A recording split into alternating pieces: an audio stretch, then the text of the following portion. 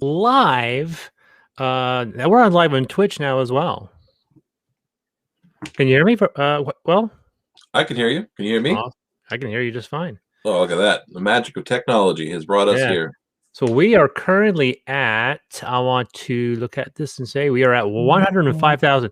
We were at 1996 when I went to bed last night. So that's $6,000 in just a few hours. So, but that's part of how Kickstarter works. If you do well, then you'll get a surge at the end, because usually you'll have a couple hundred or even 1,000 plus or even more people watching your campaign. They get informed the day before. And then I also have a couple of other emails to go out. So I'm sure some people got pestered. And if you got like multiple emails from me, I apologize. Let's see what we got in the last little bit here. Wayne Marshall just got just pledged 144. Thank you. This is also in the morning, so I might not be 100% alert. Are you ever? Yeah, exactly. That's the problem with so many people. Like I had an interview on air. Someone was like, we'll be on air at 7 o'clock. I'm like, okay, you're not going to get a lot from me, but yeah, that's just how that is. No, I get that. I'm a morning person, growing up on a farm and all, but I still, on the days off, I spent all night last night playing some video games, and then I woke up just for this. I'm going to go back to bed after we're done. Well, it was interesting waking up at 8 in the morning. I'm going to check the messages, and then looking at like 93 emails. What the heck? And then going through all of them. The biggest issue has been for me, which something I won't do again. This is a very unique situation that we had. Two pledge levels, two types of pledges. We had people who had purchased Affinity back in 2019 as part of that Kickstarter. And this was meant to try to make that the best it could be. And then all the new backers. And we had about 200 people that were eligible for that. But there's a lot of people who didn't fully understand that breakdown. I tried to clarify it. I mean, we look in the campaign, we could see the upgrades in large capitals, right? Only available for backers that purchased all 3 Affinity books with 2019's Ultra Modern 5's Redo Kickstarter. And then we also say it in the pledge levels as well down here as well. It's unfortunate the number of people that saw those and still didn't fully understand. Says right there. And I also mentioned in a couple updates, and to have a situation where people still don't fully understand. So I 3 times now in the last week, I had to go and check people's names and make sure they're eligible. And at least a dozen people who have backed that aren't.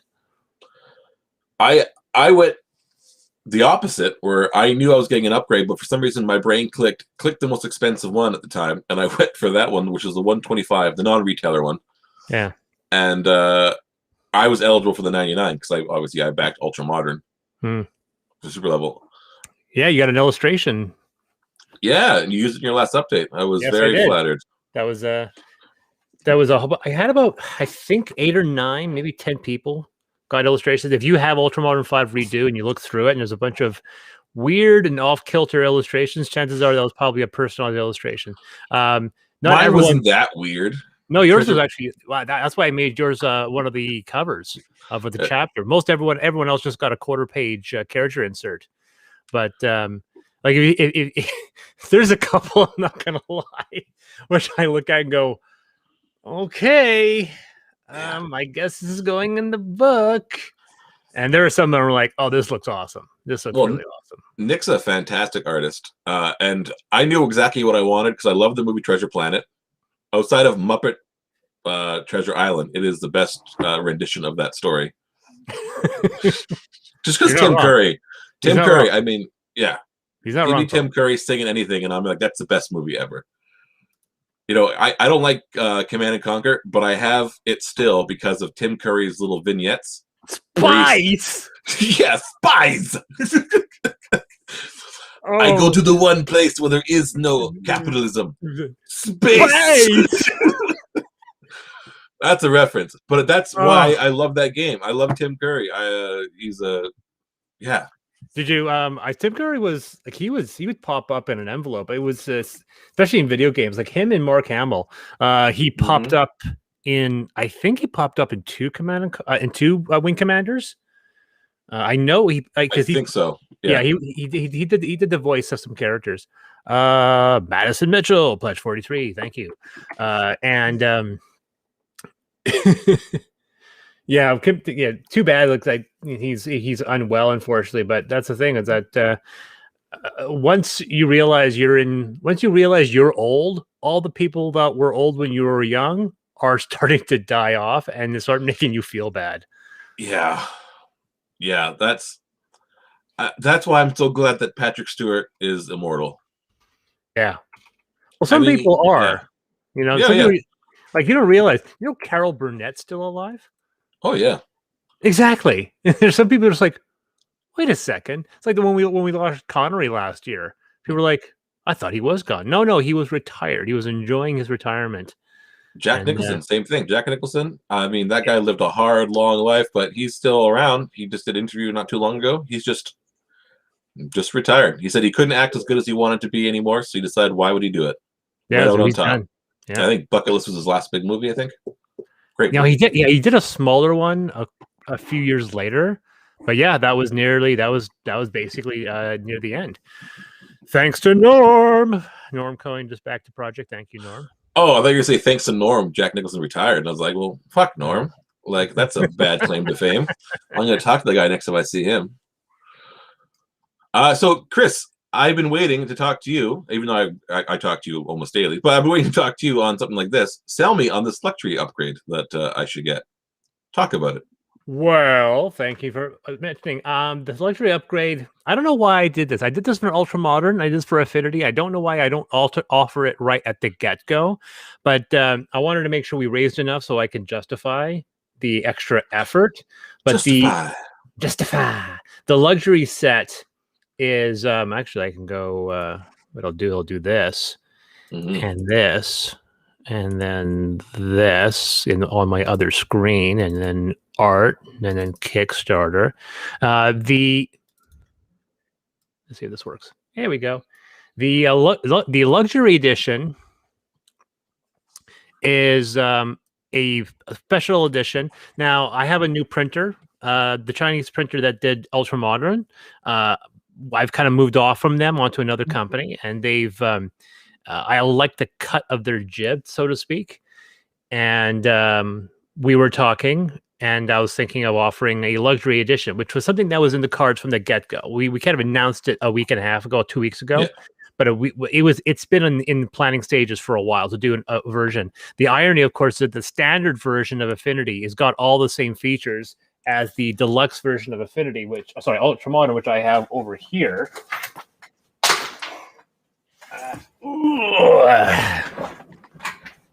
So yeah, so there you go. This is the ultra version of Ultra Modern with the spot UV coating, the satin bookmark, and the slipcase, and the high quality paper.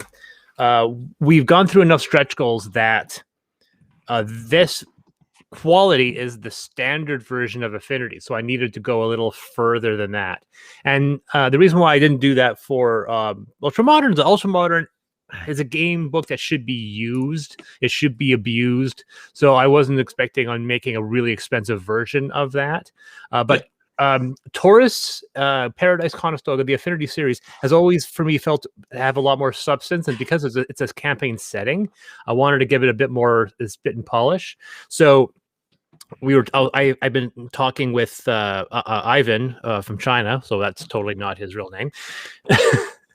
I always love it because I actually dated a girl from China for a short time, many years ago, and her name was Jamie, and we talked for a while, and I ended up going down to see her, and there was this point where I was just like, and she says something about her name, and I was like, wait, Jamie's not her name? And I was like, no, of course it's not my name. I'm like, what? Like once someone born in China learns English, they in their late teens or even in college when they're picking up English, and anyone that wants to interact with the outside world basically has to pick up English, right? You have to give yourself an English name, which you would not think so. Like you would not if you picked up Cantonese fluently, you wouldn't think of creating a Cantonese name for you, so they would talk to you then that way. But they've been doing this for many decades, maybe more. That's why his name is Donnie Yen. That's why his name is Jackie Chan. Mm-hmm.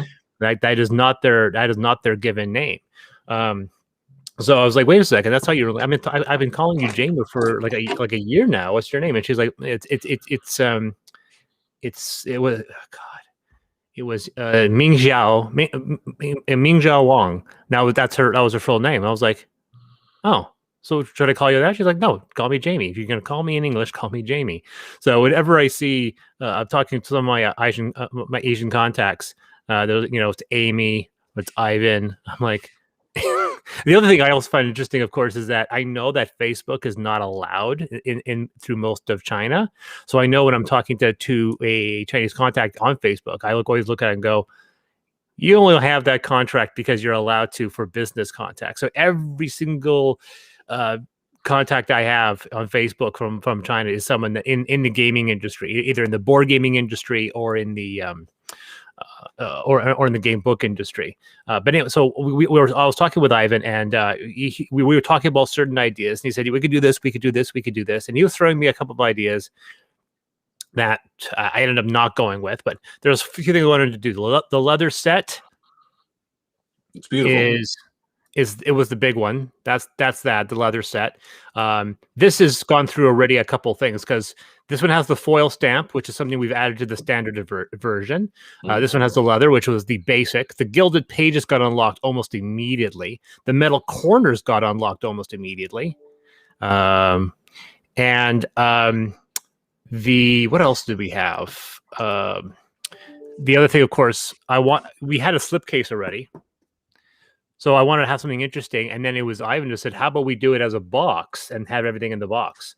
So I thought, well, that's kind of cool. Let's try that. And we put this little niche inside so you can remove the books easily without having to dump them all out. That's what I like, because I talked to you when you first announced it, said my only problem with these books is it's so hard to get, especially a leather-bound book out of them. Because I buy a lot of stuff from Folio Society. I'm a big book collector. And I found that the Folio Society. Oh, we got some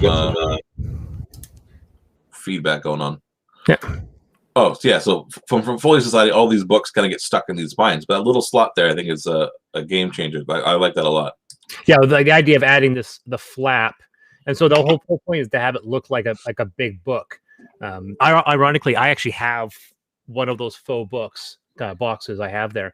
This is not the actual cover, though. This is a temp that we're going to be using, and so that we'll hopefully have something finalized. It'll also have spot UV. Yeah, a big picture of my character on the front of it is what I'm guessing, right? The big butcher guy, just like, come on in. Yeah. Although for the longest time, I always thought that the cover is going to have all women, so it's always going to be different women. That being said, I like the Taurus and the Conestoga. I'm not really hell bent on the Paradise one. So chances are the primary cover for Paradise is going to look different. I'm not 100% sold on it. So we may see a new cover for that one. Taurus and Conestoga I very much like. And then we also had a bunch of paper quality upgrades as well. That was part of the standard edition. Speaking of Corey Allen Carter, was just asking about that. The main reasons to upgrade. So now, what else was there?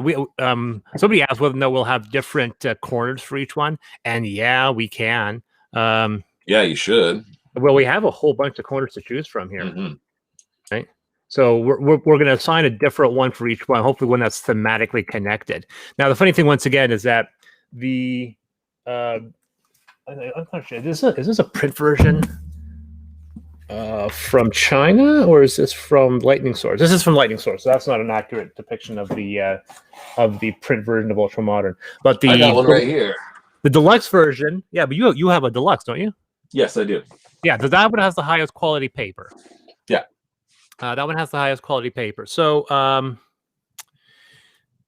the standard book of Affinity actually has the same quality paper as Ultramodern 5. So once again, the quality of the standard book of Affinity is the same as the deluxe version of Ultra Modern, which is it's actually a pretty good deal because the deluxe version of Ultra Modern I think was what $80 and it's 127 for all 3 books of Affinity, which is about 700 pages now. It's kind of nuts.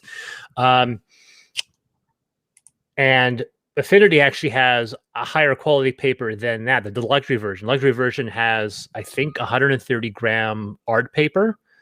And we were, I think, 80-gram paper for the basic version of Ultra Modern, 105-gram offset for the for deluxe, and then this one has high quality art paper. Well, I don't even know what 105-gram is. I don't think I should go to Staples but it's even thicker quality than paper in Ultra Modern Deluxe, and the Ultra Modern Deluxe is insanely good quality paper. Yeah, so it's going to be higher quality than that. So the deluxe, the luxury version gets you the leather bound books, gold, the satin bookmark, and the spot UV is actually in the standard editions. You'll get the spot UV on the box. You'll get the satin bookmark. You just don't see it there. The gilded pages, the foil stamped, the colored leather wrap, metal corners. We also unlocked embossing. We're probably going to emboss something, probably another version of the logo, or perhaps the brand, or 5e. Something's going to get embossed, pushed right into the leather. So we were thinking of a lot of things. And we also unlocked poster inserts. Obviously, these leather books don't have the original covers that we see here, although we're going to have an original cover for the box. We don't have those. So the box here is also going to have 9x12 posters of the original covers included as well as several other select images in this high quality 9x12 cardstock. So not really big posters, 9x12, but they're going to be high quality cardstock. So there's probably be about a dozen of those in the book. So I'd say maybe there's 3 extra, 6, maybe 9, maybe 6 to 9 of these. So you'll have a whole bunch of stuff in this as well. You can pin it up and so forth. So you would say, if you've just your sales pitch has been good, but let's just get the final little, like, the catchy word on it. Oh yeah, if I'm a salesman, I'm like, oh my god, look how amazing this is! This is so fantastic. This leather edition is so worth the upgrade. You've got leather wrapping, you have gilded pages, you have a satin bookmark, you have metal corners, you have embossing, foil stamped, the highest quality art paper. Yeah, right? You don't see many game books printed this way. Like that, it looks like and I said, bring it back to the Folio Society, which is to me the highest quality print of books that you can really see on the internet right now. I would say this has that same aesthetic of the Folio Print Society's, like, the books. I also I really focused on that price point a lot because not mean to call out, but another Kickstarter called the Red Opera. They were a big inspiration for how this campaign was built. They ran last year and they raised about 167,000.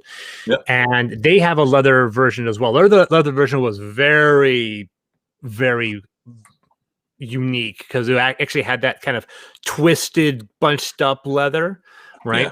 Yeah. But to buy into that was $650. And only 5 people bought into that just to get that cool leather. It's probably real leather at that point. So mine was when I had mine out there for my price point, I thought it was just like, well, this is pretty reasonable. So people say it's a very reasonable price. So I'm hoping I'm not screwing myself over.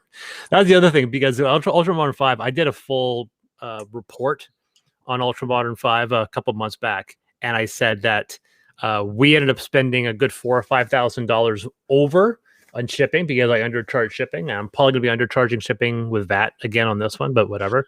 The whole VAT thing's so confusing now, eh? Oh yeah. The next campaign I do, I will not be including VAT. I'll just say shipping. I'll say these are the shipping prices. You can back the game and pay for shipping if you want. It won't be mandatory. Shipping will be determined by the pledge manager, and I'll state right up front that we have to charge VAT and other taxes now. And if someone asks why, obviously, there are new rules and regulations that got imposed by the EU and the UK that closed up a lot of these loopholes. But the reason why Kickstarter got caught in on that, even though Kickstarter is a pledge and get a reward rather than you purchasing something, is that a lot of companies, specifically board game companies, have been using it as a pre-order system, which means they've turned Kickstarter into a storefront. I don't run Kickstarter as a storefront. If my product doesn't fund, it doesn't get made. But stuff like what CMON does, what Queen Games does, they use it as a pre-order service. They keep their pledge level low. They'll fund in a handful of seconds, and then they just use it as a hype engine. And yeah, and unfortunately, that creates a artificial opinion of what people think Kickstarter should be. Like, I want to see the full, complete product, everything ready to go to print, fully tested rules, and that'll tell me if whether or not I'm going to back you or not. And I'm like, if that's that company doesn't need to go on Kickstarter because it's all done. Yeah, why are you crowdsourcing now? Yeah, even I get caught up in that. I mean, most of the games I back on Kickstarter, and I back games to back them, not just to increase my number, are generally a big name brand games like Dinosaur World. I just backed that painting game Canvas. So I actually have only ever backed one big name thing, and that was that you shared it actually on one of your updates, the Bard School. Oh. Yeah, once again, like if you have a relatively popular campaign, people will ask you to share campaigns, and you do cross promotion. They're not paying me, I'm not paying them, but they'll pledge. They'll mention me in their updates. I'll mention them in updates. Apotheosis, which is ironic because I have a game called Apotheosis. They wrote a pretty good ship because they did the Red Opera, and I was using them their images as an example of what I wanted to go for, and. Yeah, that was exploded. It's already 167, and they're only a week into their campaign. So I also love Bard. So if I could have 10 plus Bard subclasses to annoy my players with, or when I'm playing a game one day, if I can play more rather than just running. Well, the funny thing is, the Nagamji, which is a race in paradise, they're allowed to be a Bard, and I may do a Bard subclass just for them. That's actually not a bad one. I should do that. A Bard subclass for the Nagamji, but the Nagamji use throat singing. That's their Bard song. I was mentioning someone's like, I would probably murder a player that used throat singing as their bardic thing. But the hilarious thing about that is that this was something that the player who created the characters like, how do you use throat singing? Like, that's great. That's an aspect of the race now. They use throat singing, but the irony to that was no irony, but he would grab YouTube clips and he would just start playing it every single time. Like the band The Who, with the Mongolian throat singing band is amazing. Oh yeah. So we'll shout out Zachary Brown, pledge 43. Thank you. Francis Richardson, also 43. We've got Failgrave, got 154.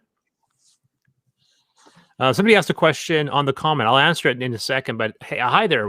When can we expect the playtest files to be available for backers? I'm planning a set up a short campaign with my groups to test out Taurus to find out if we have any issues. I can report them. Thank you for your time. Then the pledge manager. I mean, the way the schedule works is it's a good week, a week and a half before I see anything from Kickstarter, and then it's going to be a bit a week after that until all of the pledge manager gets updated. I'll then spend the next week to 2 weeks building that whole thing. Unfortunately, we're on BackerKit. I was on CrowdOx. I knew how CrowdOx worked, and now I got to learn BackerKit, unfortunately. So we built that. That'll go live sometime in May. We then spend a certain amount of time running that. The playtest files will probably be available. My guess is June.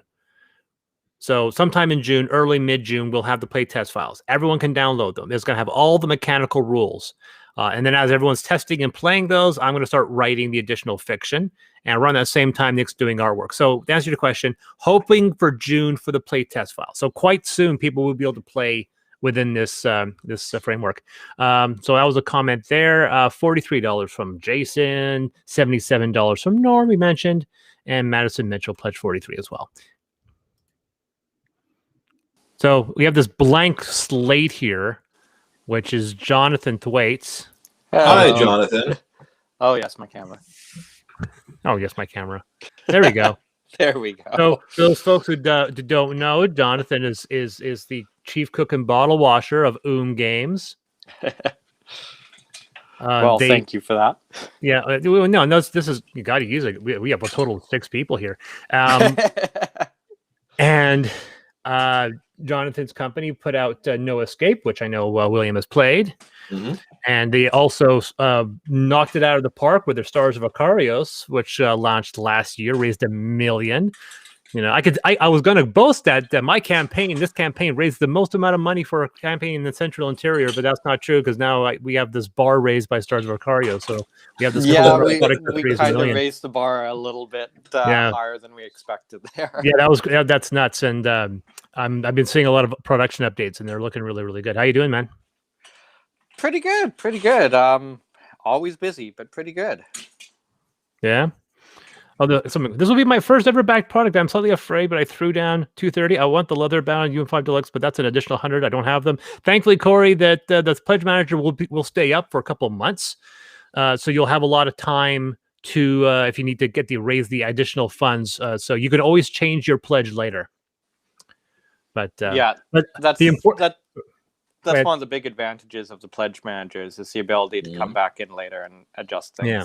So the people that did pledge for an upgrade, all the people that pledged for an upgrade, 99% of them are eligible. There are a few of them that aren't, and a few that aren't. I reached out to, and some of them have just outright canceled their pledge, which makes me wonder, like they were trying to get in and try to get something cheap. Everyone else who were not eligible, they upgraded, thankfully.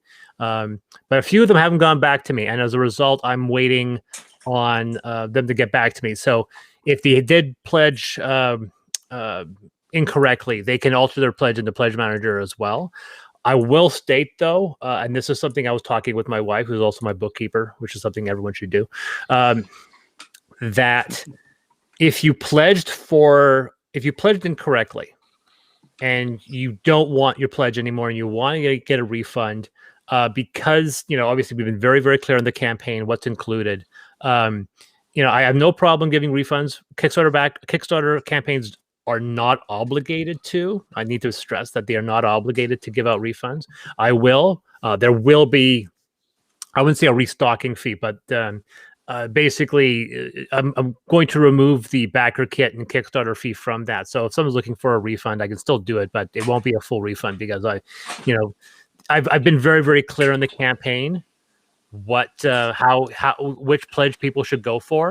So if you pledged for one of the upgrade pledges incorrectly, I've reached out to you. I've posted it on several updates. It's on the campaign page. It's on everything. So that's the only thing I have to be that's kind of a little negative. Yeah, you've done a lot of due diligence there. Yeah, exactly. If people cannot read, they just loved you enough to give you money. Yeah, well, I know there's probably going to be 1 or 2 people that are going to get a little annoyed. But yeah, that's the way it is.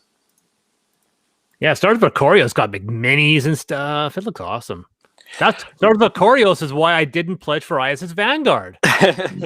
We're actually really, really excited about all the comparisons that people have been making between Vanguard and Stars of Akarios. 3 more pledges, thank you. Hey, John. Howdy. How you doing, man? Great. How are you? For those people who don't know, John has got the sultry voice who does the vast majority of our narrations. When we first started, I assigned a different section of the Affinity narrative to a different person.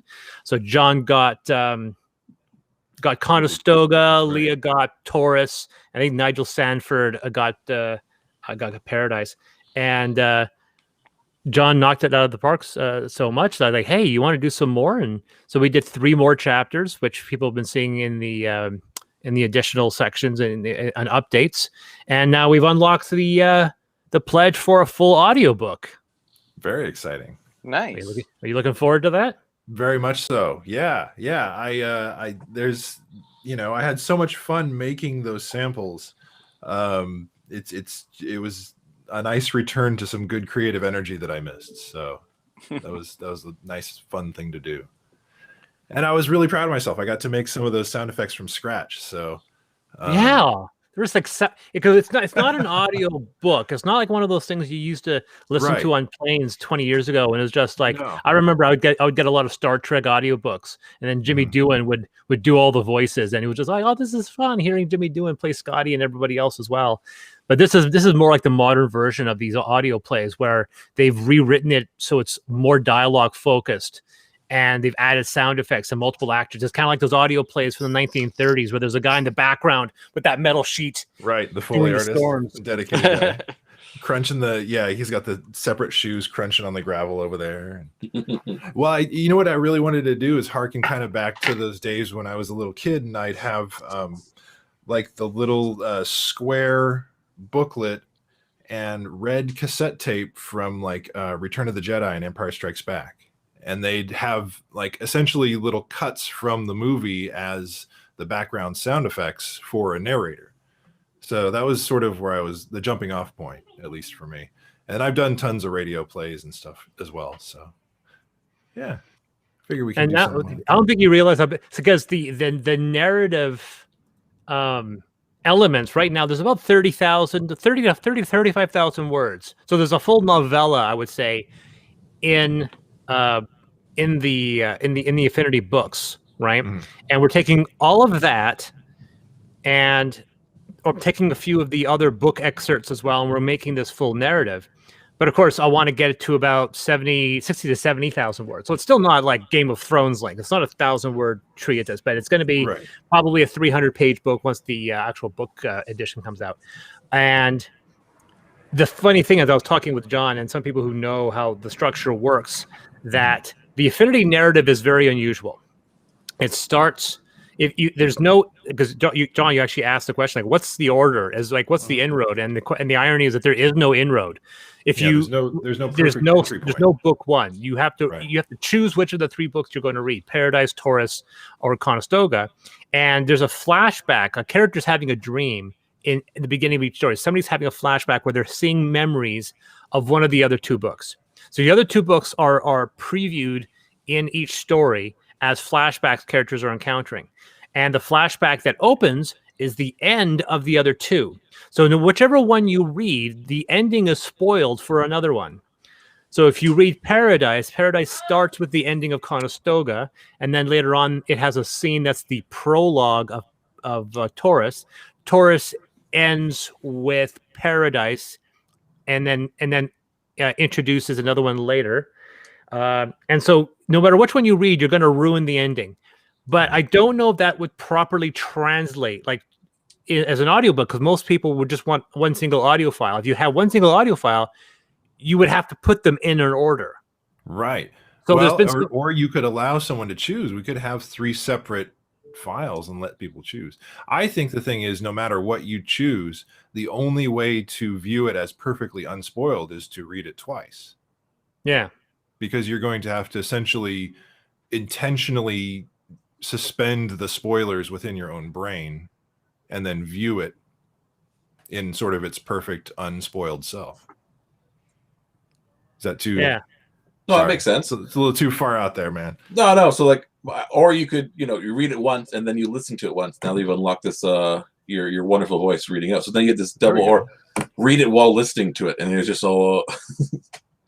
That's brilliant. I like that. I like that a lot. Yeah, but you're getting 2 different styles of presentation from it. That's true. Hey, Bo, why don't you join up? Say hi for a few minutes. Hey, Bo. So, Bo he's like somebody has to work for a living. Like, no, you don't. You just come on, say hi for 5 minutes, and leave. No, I'm kidding. Bo's a good friend of mine. Bo's my best man at my wedding. Nice. The best, well, he's a pretty good guy, because obviously if he's the best man, the best man's a pretty good guy. Yeah, because if he's the best man, why is she marrying me? So I'm the best man. He's a pretty good guy. I asked her before why she was marrying you. I have to look at that at myself. So, and of course, there's a lot of running jokes that John might be aware of with Ralph Garman, our mutual friend. Oh yes.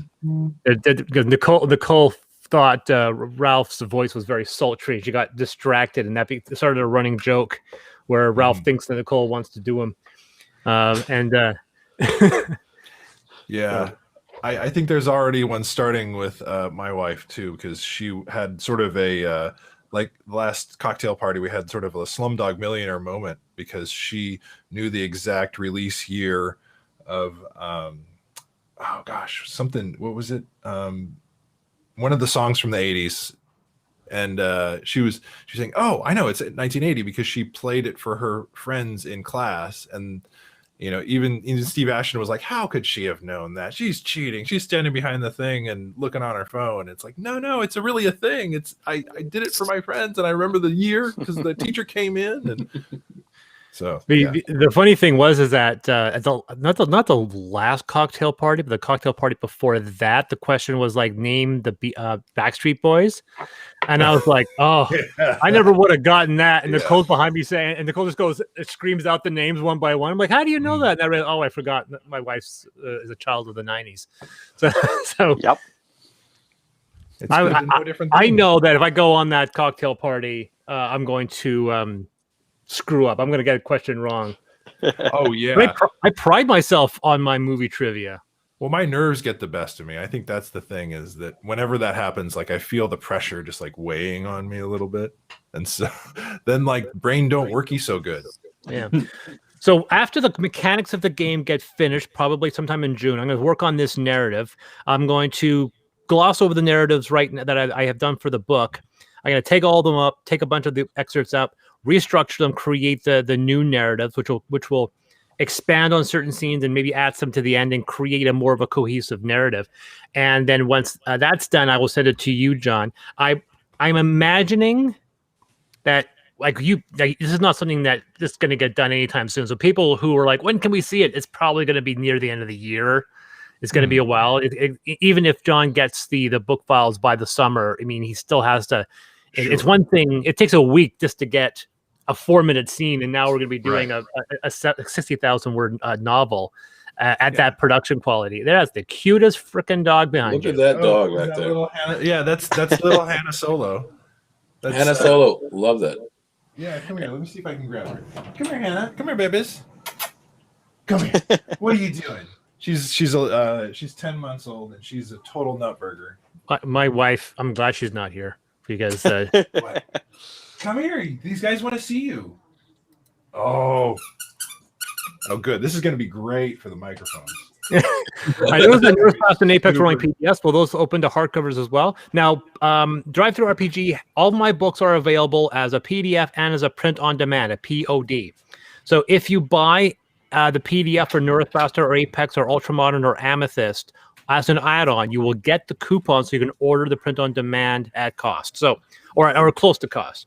So, but that follows up. That follows up another question, of course, and that is, would I do the Ultramodern gloss treatment to Apex and Neurospasta? Because both of those, Apex is a very small book. It only has 2 illustrations in it. Like literally, it's a very cheaply made book. Neurospasta is entirely black and white. I've said to people that there are 3 possible projects for my next Kickstarter. One is a trilogy of settings similar to Affinity, but not connected, that basically reprints Apex, reprints Neurospasta in full color, adds more content to Apex, and then produces a third one called Boneyard. The second one was called Heavenfall, which William and I have talked about, which is a very controversial, religious-inspired techno-fantasy that basically postulates what would happen if the rapture happened and heaven was the bad guy. And then we have, but then there's also returning to Amethyst. And Amethyst is my magnum opus. We have 2 books ready. That's book 2. And I think most likely I will probably be doing an Amethyst one, just because Amethyst is something I'm very much passionate about. So the 3rd volume of Amethyst will most definitely be the next Kickstarter.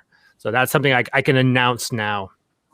But you can purchase the print-on-demands for Neurospasta and Apex from Drive-Thru RPG if you do purchase it. Will we get a blooper reel of the audio book every time the dog toy goes off? You know what? There were definitely a few of those takes, which I could probably dig up even from the samples, because there was definitely a few times where I was recording a scratch track for the narration to get all the actors in place, and my other dog Chewy was behind me, just snoring like a buzzsaw. And so there were a few times I'd be like, Jesus, Chewy, come on. Just because it was picking up so much on the mic, I was like competing with his snoring voice-wise. What kind of dog is he? Chewy is a Cavachon. He's half Bichon, half Cavalier. He's just like a white fluffy doggy. He's kind of, big sausage body. And then Hannah Solo is half Cavapoo, and I think you're making those up. No, there's just she's basically a mutt. We thought she was going to be a Maltipoo, and then we found out later through her little DNA test that she was many other things, including 10% pit bull. Wow. You can definitely tell, right, from this little 10-pound dog. So yeah, she's a total spaz. I've heard that the loudest snorers are pugs. Yes, because they have those short, the brachycephalic dogs always.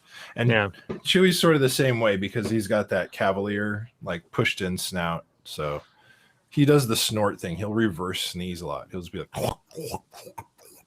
My puppy just tends to run and spot a lot. I have a little Italian Greyhound Min Pin cross, and she runs fastest when she's sleeping. So those are the best. Yeah. Tilda Min Pin, because she reminds me a lot of Tilda Swinton. Tilda Min Pin. Yeah, this one's Hannah Solo, but her nickname is Noodle because she's got such a long, noodly body. She's like a little meerkat. It can just stretch right out. There you go. Yep. Well, listen, I got to get this kiddo to the park. She's like bouncing off the walls here. But guys, so fun. I'm so excited about this. Like I said, you and I will have a meeting. We'll talk about all the deets. The project and so forth. I will say that we may very well have to re-record the stuff you've already done.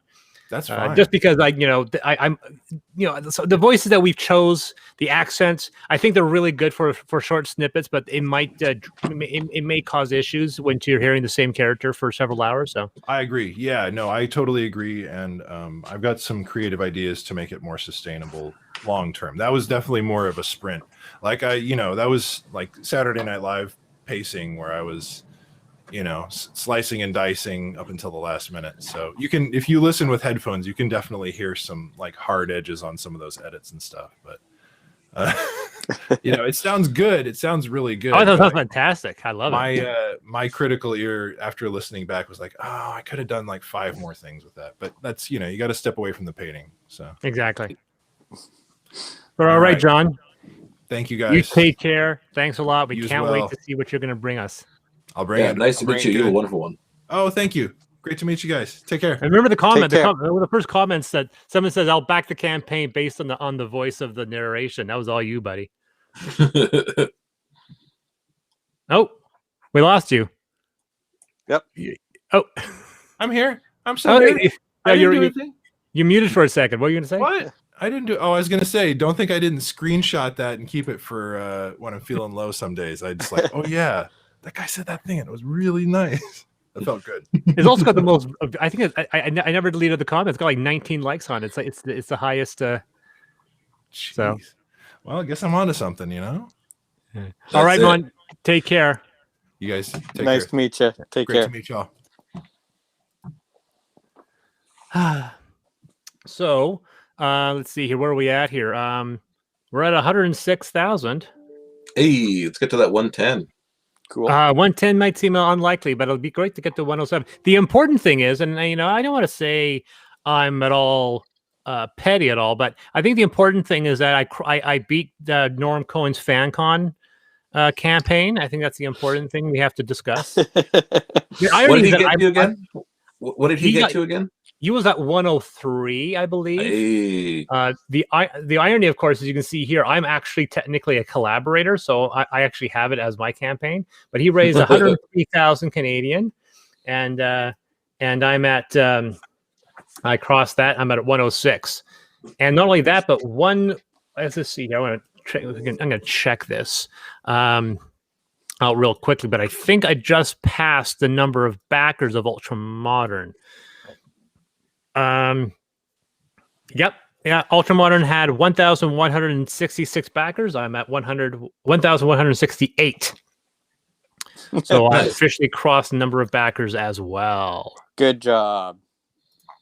I know it's not like you're like, well, Stars of Ikoria, it's got like 20,000, but yeah, I don't compare too, anything.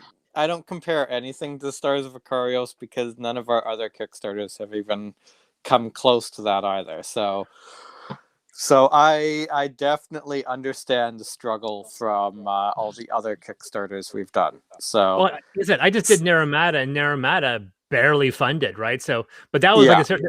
I've said to people, I've been pretty honest, like why Naramata didn't do nearly as well. I mean, obviously, my fan base is entirely based around role playing and board games. You would think would have a lot of carryover, and turns out there isn't.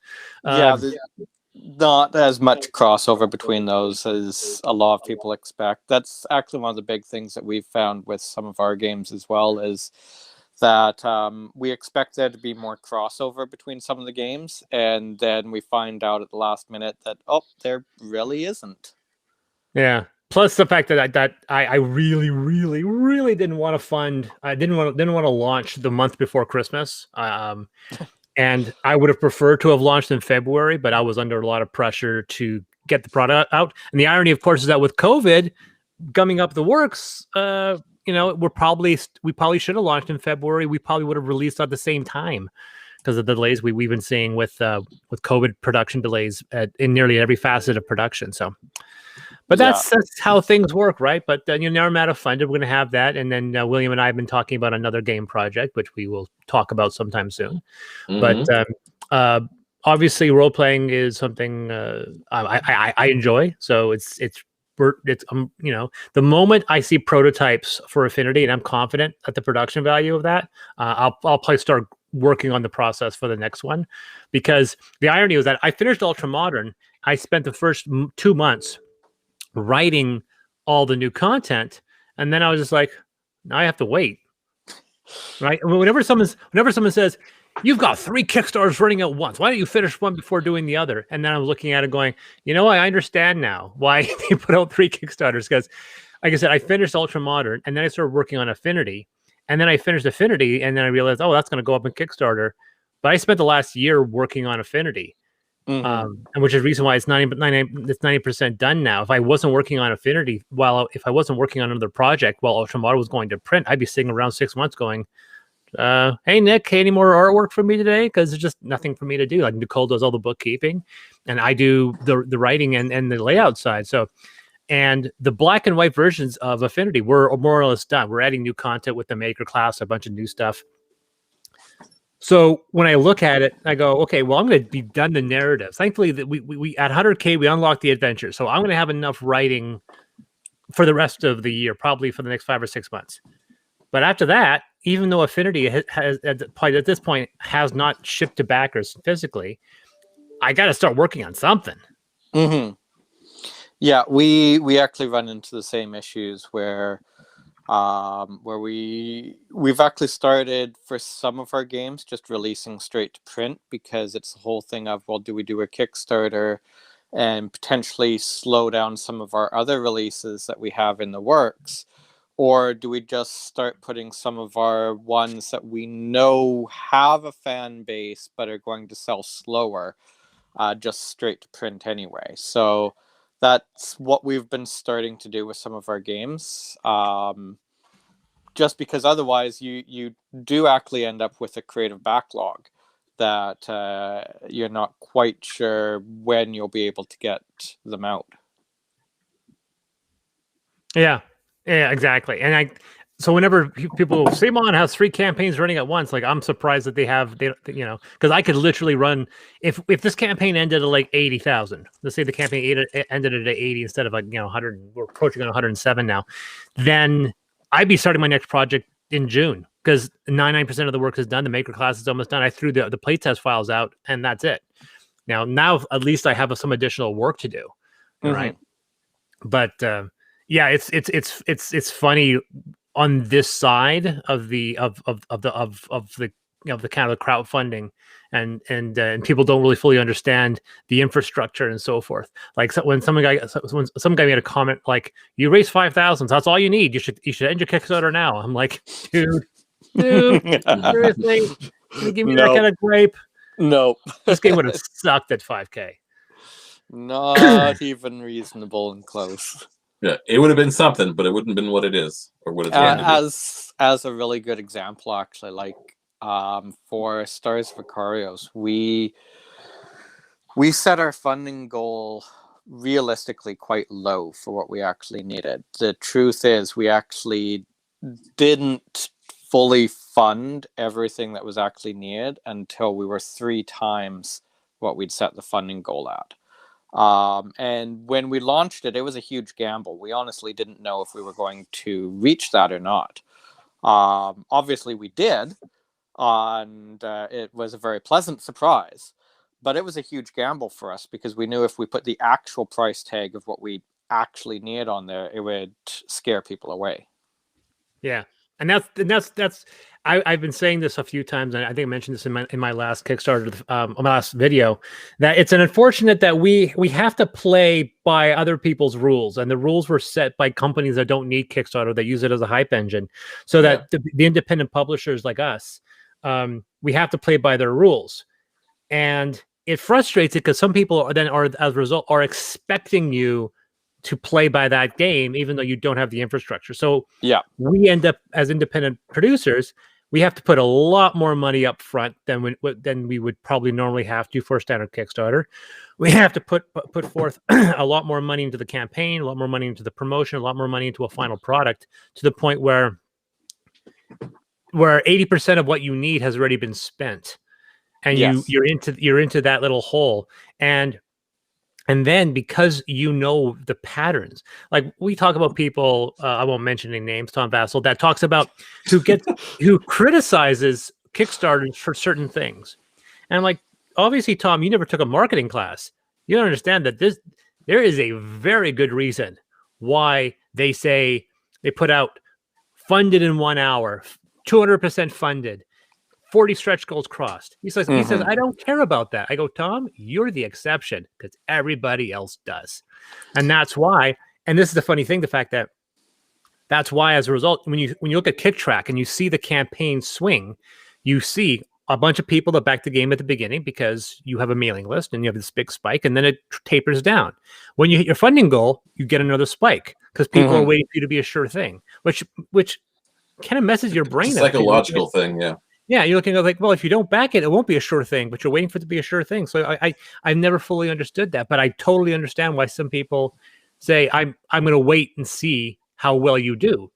And the same thing happens when you say you've crossed 30 stretch goals. And then you have that wonderful number, which is the number of people backing your project, whether it be 1,000, 2,000, or what have you. They get an email from Kickstarter 2 days before the end of the campaign. And so all these people will check your campaign. So I probably had a couple hundred people check Naramata at the end, and they went, "Oh, it's only crossed 1 stretch goal. I'm not going to bother, so it's not going to be worth my time." Yeah. So we don't get that final surge. But Ultramodern crossed all of its stretch goals. Affinity crossed all of its stretch goals. So we're seeing that last spike of all people checking the campaign out and going, "Oh dear, I better back this now because it looks like it's getting awesome," which is great. But you're like, you think KickTrack would think of that, but KickTrack looks at you. You're gonna get to 60,000, and then at the end you spike. Ultramodern spike was bigger than this spike. Ultramodern spiked big time. It spiked like $20,000 in the last 2 days. We're not gonna get that, but it's pretty close. I'll tell you that. Yeah, on the developer side, there's a website called Bigger Cake, which is a lot more accurate from the creator point of view for being able to get the information you need to accurately predict things and that. But it doesn't present the information quite in a way that the common consumer is going to see what is relevant with it, which is the difference between Bigger Cake and KickTrack. KickTrack just presents a single graph and it's like, oh, is it doing well or is it not? Whereas Bigger Cake breaks down all the information, which as a content creator and as a Kickstarter creator, you need all the more information. So it's going for the information versus just a quick graph, which is what most people are looking for. Yeah. And of course, we still have the pledge manager after that. Yes. Now, I was telling Nicole that the pledge manager won't probably have the same type of spike as Ultra Modern, because Ultra Modern, you have to pay your shipping at the pledge manager, where here you have to do, you could pay it beforehand. That's why we saw the numbers that we're seeing. So oddly enough, we've passed Ultra Modern's number of backers, but up until just today we hadn't. So it was interesting, seeing that skew. So we're not going to make as much money in the pledge in the pledge manager, because a lot of people front loaded their shipping prices. But like I say, I got a lot of complaints from people from the EU going like, "What's going on with the shipping prices? Why are they so expensive?" And I'm like, "Get used to it." That friendly EU and friendly Australian, friendly Canadian stickers, you're not going to see that anymore on campaigns. I don't think so. It's getting very, very, very expensive for international shipping, especially with everything that's gone on over this last year. And it's not just the fact of like what happened in the Suez Canal. It's because so many businesses have shut down. There's major supply line issues, and because companies have shut down and there's not as much things to ship, a lot of companies have actually sold off a lot of their assets, so there's not as much there to ship with either. And so it's this huge backlog that's being created on this supply line that's creating a huge spike in prices that we're needing to deal with right now. And as a smaller company trying to deal with that, we're the ones that are getting all the flack, when the reality is that we have zero control over it whatsoever. Yeah, you got no buying power. It's like, I own a small business here in Prince George, and I import cheese all the time, and my shipping has just been astronomical the last year. So getting a wheel of Parmesan, it costs almost as much just to get shipping to ship on the wheel. So I'm shipping just like flats of cheese into the country just so I can get what I need from the store. Yeah, exactly. And the funny thing was the fact that there's shipping. So I've said specifically what the problem was, and there was multifold. The first thing, obviously, is Brexit. Brexit severed a lot of import channels, because a lot of distribution companies were based out of a company called GameQuest in the UK. Yep. And they were importing through all the EU. And because of Brexit, they no longer have a cheap inroad into the EU, because normally you would dump all your stock into GameQuest, and then they would ship out the entire Western Europe. And now people are scrambling around for an EU distributor. And on top of that, they've closed up these loopholes. So now you got to figure out your VAT. And every EU country has a different VAT percentage. It goes anywhere from 8% to 20%, depending on the country. So you have to kind of average it out, or go for a higher number and go, well, I'm hoping this will cover everything.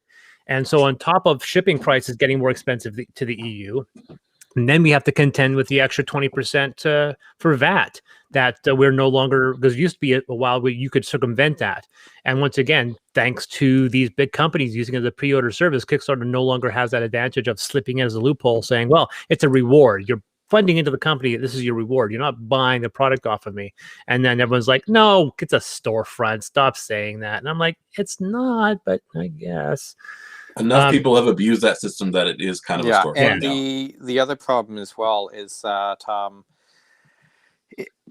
there's so many different sections of tax laws as well. So it's not just the VAT that you need to figure out for different countries within the EU. You need to also figure out the individual taxes of each country within the EU as well, to be able to properly report it. Exactly. So it makes it even harder. That's why my fiance, my wife, has been pulling her hair out in the last few months. Yeah. One of the things that we've had to do is we've just simply had to make it that we only offer international shipping outside of North America during our Kickstarters, and we don't offer it at any other time, because we just simply can't afford it, because there's so much involved with the tax and the VAT and all the other things that are involved with international shipping, that we, as a small company, we can't take that on unless it's smaller one-offs from Kickstarters. And so we'd love to get a lot of our products being offered in other countries, but as a smaller company, we literally can't afford to do it. Yeah. The funny thing is that the people who have the cheapest shipping, basically where you're sending your stock to is where the cheapest shipping, which is the reason why, I don't know why Poland is the game capital of the world apparently now, but like they have all the production facilities that they want is in Poland now. And you don't, it's not just Awaken Realms. There's a half a dozen major companies that make board games out of Poland. And I get emails from people like, we'll print your game for you. I'm like, I got somebody, thanks. But whenever someone says like, why don't you do a printer from the EU? I'm like, I'm not going to break. I'm a small company. I'm not going to break up my shipment into two different companies just so a handful of people in the EU can have cheaper shipping.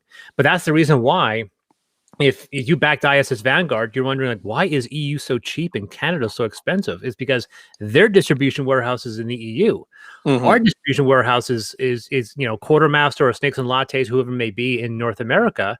And that's right. It's like, if you're in the States, it's like $15, no tax, you're done.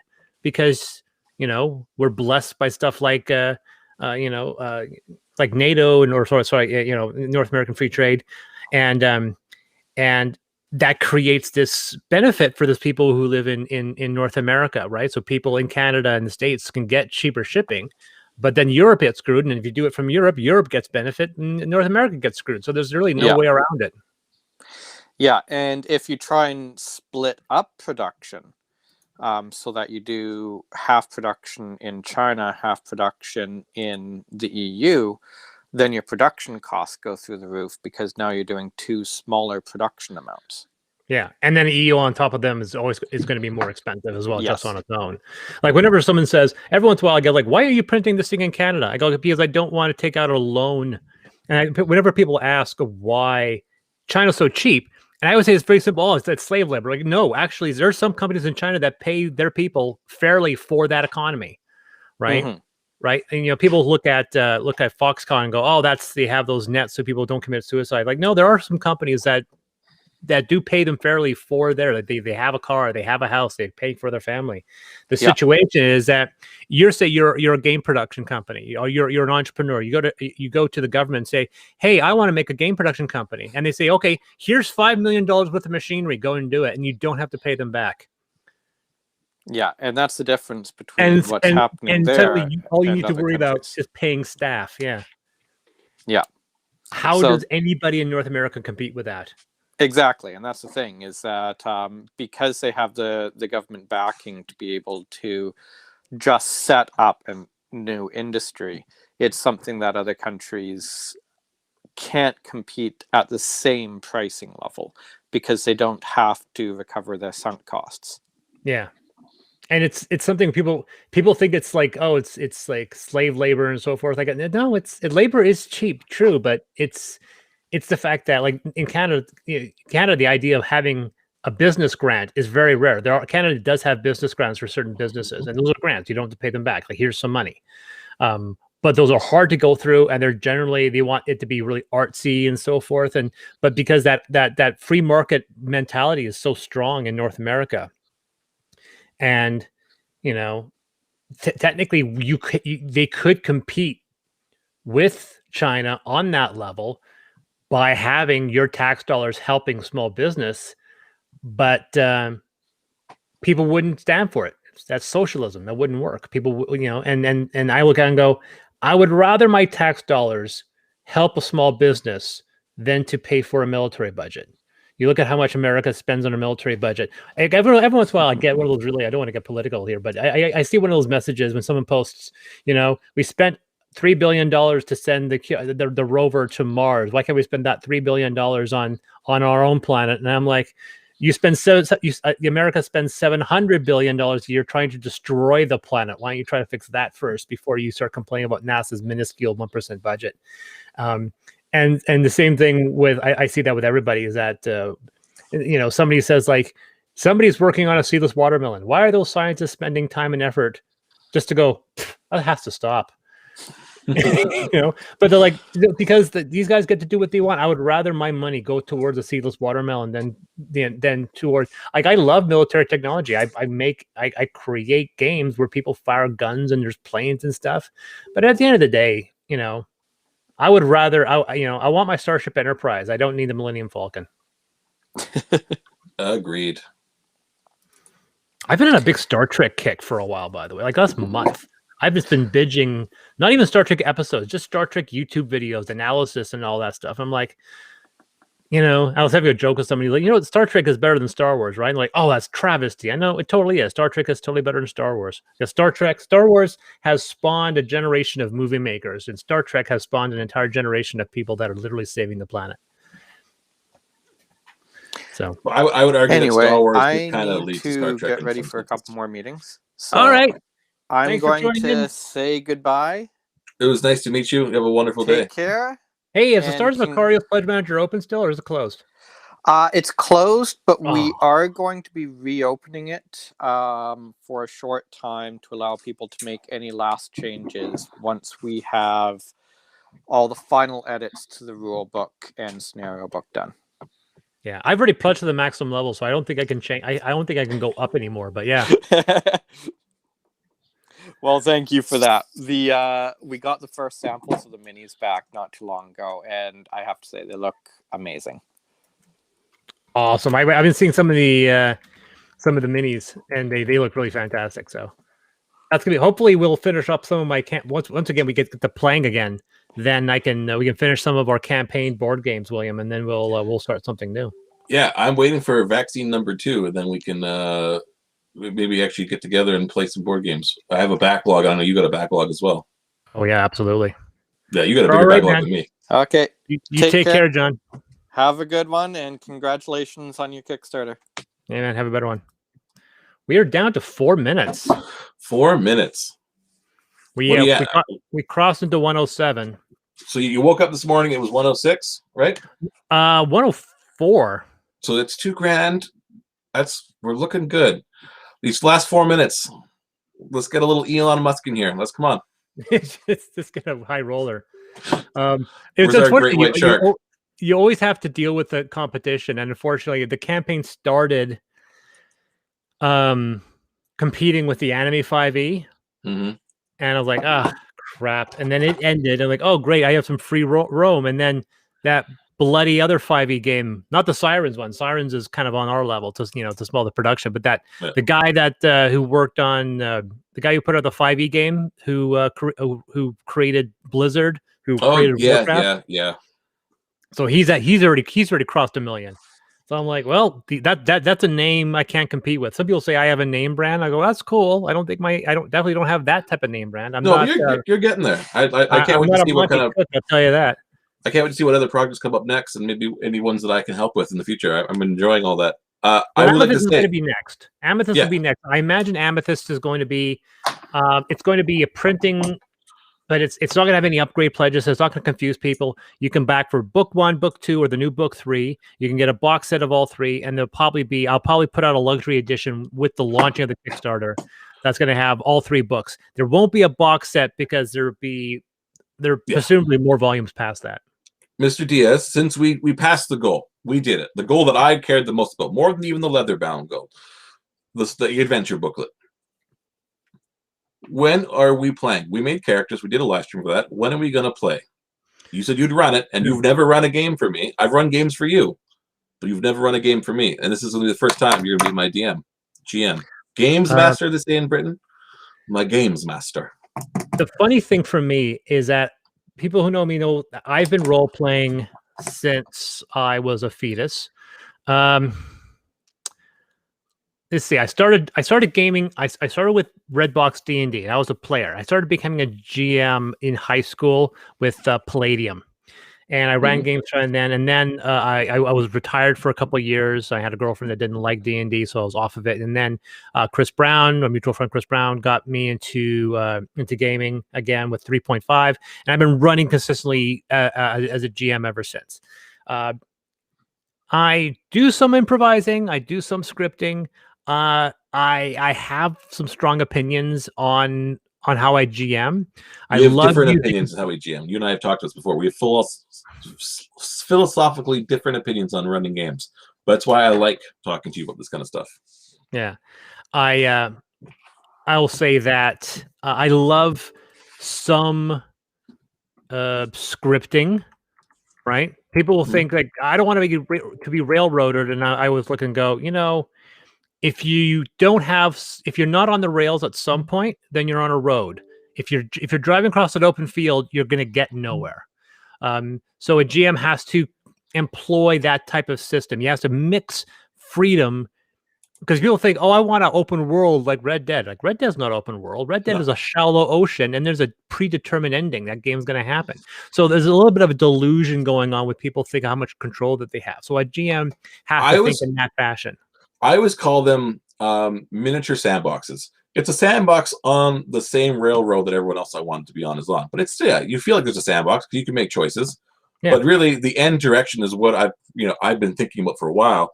And my fun is finding how to get you back on track when things happen. Now there are moments.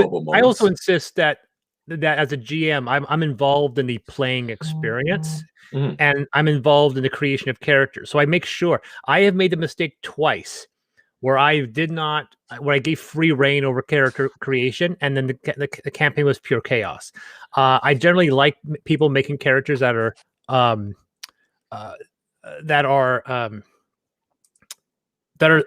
synchronized with the setting, right? But as a GM, I also I use a lot of music. I use video clips, and online that might get me in trouble. So that's something I do a lot. We're down to the last 15 seconds. Hey, who's this? Hey, Courtney. Hello. We're just down to 9, 8, 7, 6, 5, 4, 3, 2, 1. And that is it. We are funded at $107,000, 128. Somebody got right in the end. I saw that. Somebody got right in the end. Kevin Hoffman right in the line, got his pledge in for $18 just at the end. 1,175. So we've beaten Ultramodern in funds raised and number of backers. Courtney was, we go back in the day. Courtney was a player in my game back in the 90s. We haven't played in over 25 years. Yeah, like 95, I think. Was when the game started. Was that when Pathfinder started? That was 95? Pathfinder. Now, yeah, whenever we say Pathfinder, folks, Pathfinder is not the Pathfinder that people know from Pathfinder. This was a sci-fi Pathfinder that used the GURPS system. Yeah. Yeah. Oh, GURPS. GURPS gives me the burps. You're giving me the GURPS. I'm trying to... I don't know if I can count now how many different systems I've played on. Because that was... GURPS, D&D. Technically, I was in a game with Brown in high school for like 3 months, which I totally forgot. Because my friend Julia, same as with your game, right? My girlfriend dragged me into the game because they didn't want to be the only girl. So, and I don't remember anything about it. Pretty sure it was D&D Second Ed. She was a ranger and had our characters were twins. She was a ranger and had long hair. I was a cleric and had short hair. And my friend's cute older brother was in the game. And I think Brown was in the game too. That's like literally all I remember. The irony of that old Pathfinder game is that for a time, there were only 2 names among us because there were 3 Chris's and 2 Courtneys. I've met a few of your Chris friends, Chris. Yeah. They all sounded like you. Yeah, they never got called Chris. They all got called by their last name. Brown, Diaz, and Bradley. Yeah. But yeah, I ran for about a year and a half. The funny thing is most GMs, if someone is GMs, like, did you ever finish your campaign? Like, did you ever reach a conclusion, like the end with end credits and so forth? And I would say 90% of GMs are like, no, the game's just kind of end. Like they go until they run out of gas. That's like every single campaign is a car that drives in your direction, and you drive until you run out of gas, and you just abandon the car and just buy another one. Mm-hmm. And I'd never actually got a car to a destination until I did Amethyst. I've run 4 Amethyst campaigns, and 3 of them have reached their destination, and the 4th one didn't. But that's still open the air to getting that car and putting some gas in it and getting it going. But the Pathfinder game we ran in the 90s, I ran for I think 2 years, and it did not finish. No. But I was No, also it playing didn't. it by year.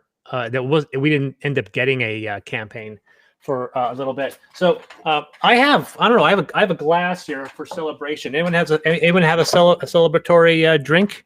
I do. Okay, so what should I not to encourage drinking at all, but what I should I do the gin and tonic, or should I have a glass of wine? Chris, you are the consummate wine professional. I was going to say, why are you asking that question? Did you not literally just make a game about wine? Yeah. Let's do a little glass of, I have Monte Creek Riesling. But totally what you should be doing when you're in the morning and you haven't eaten since 6 o'clock yesterday is have a glass of wine. So congratulations, salut. Congratulations to you. Yes. Thank you.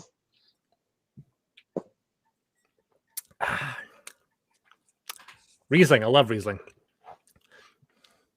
But yeah, so like I said to people, the schedule is going to be, we're going to have there's going to be a week and a half before we see any money come from Kickstarter. Kickstarter is going to take their chunk, and then sometime after that, the pledge manager will open, and we'll start working on that.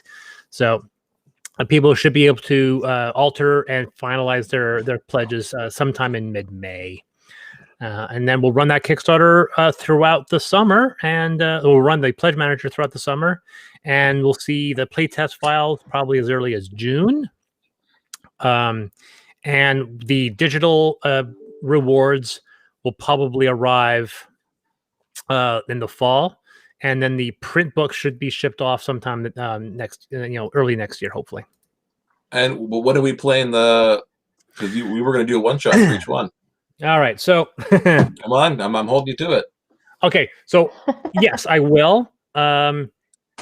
Probably will try to stream it. I want to be able to hopefully employ music, because just like for me, I look at Critical Role and the other ones that I always look at and go, I can't do funny accents. I can't. My biggest issue is I don't like overacting, right? Yeah. So not every single woman sounds like Monty Python. It sounds like somebody doing Monty Python. Yeah. Exactly. Very few women sound like that. Yeah, I've never met one. So. Not everyone. Like I said, John's not here anymore, but I mentioned it to him that the only issue I had with the audio that it was really good for 3-minute bits, but a few people are just really leaning in to the cliches, right? And I was like, we want to make it a bit more serious. So when we get to the film production, let's pull back on the cheese a little bit and create something that's a bit more believable. Because as a GM, most players they want to have that. And the other thing, of course, is that most of the time, what you're seeing when you're seeing these online games is more, it's more like an improv comedy than an actual game. No, it's the different style. It's because when I moved down here, the group that I was with was largely amateur theater people. And it was very much that style of game. Like, nobody had the accent ability of Critical Role because they weren't nerdy-ass voice actors. But we all had a character voice, barring the character that was mute. But that, again, is sort of a voice. Yeah. So it's because it's a different style when you get a bunch of, like, more theater people, basically, to kind of do that play, and it's easier, I think, to differentiate in and out of character because you're used to it, even when you're like ridiculously in character. Because I know I was looking at your Serena Dawn thing, right?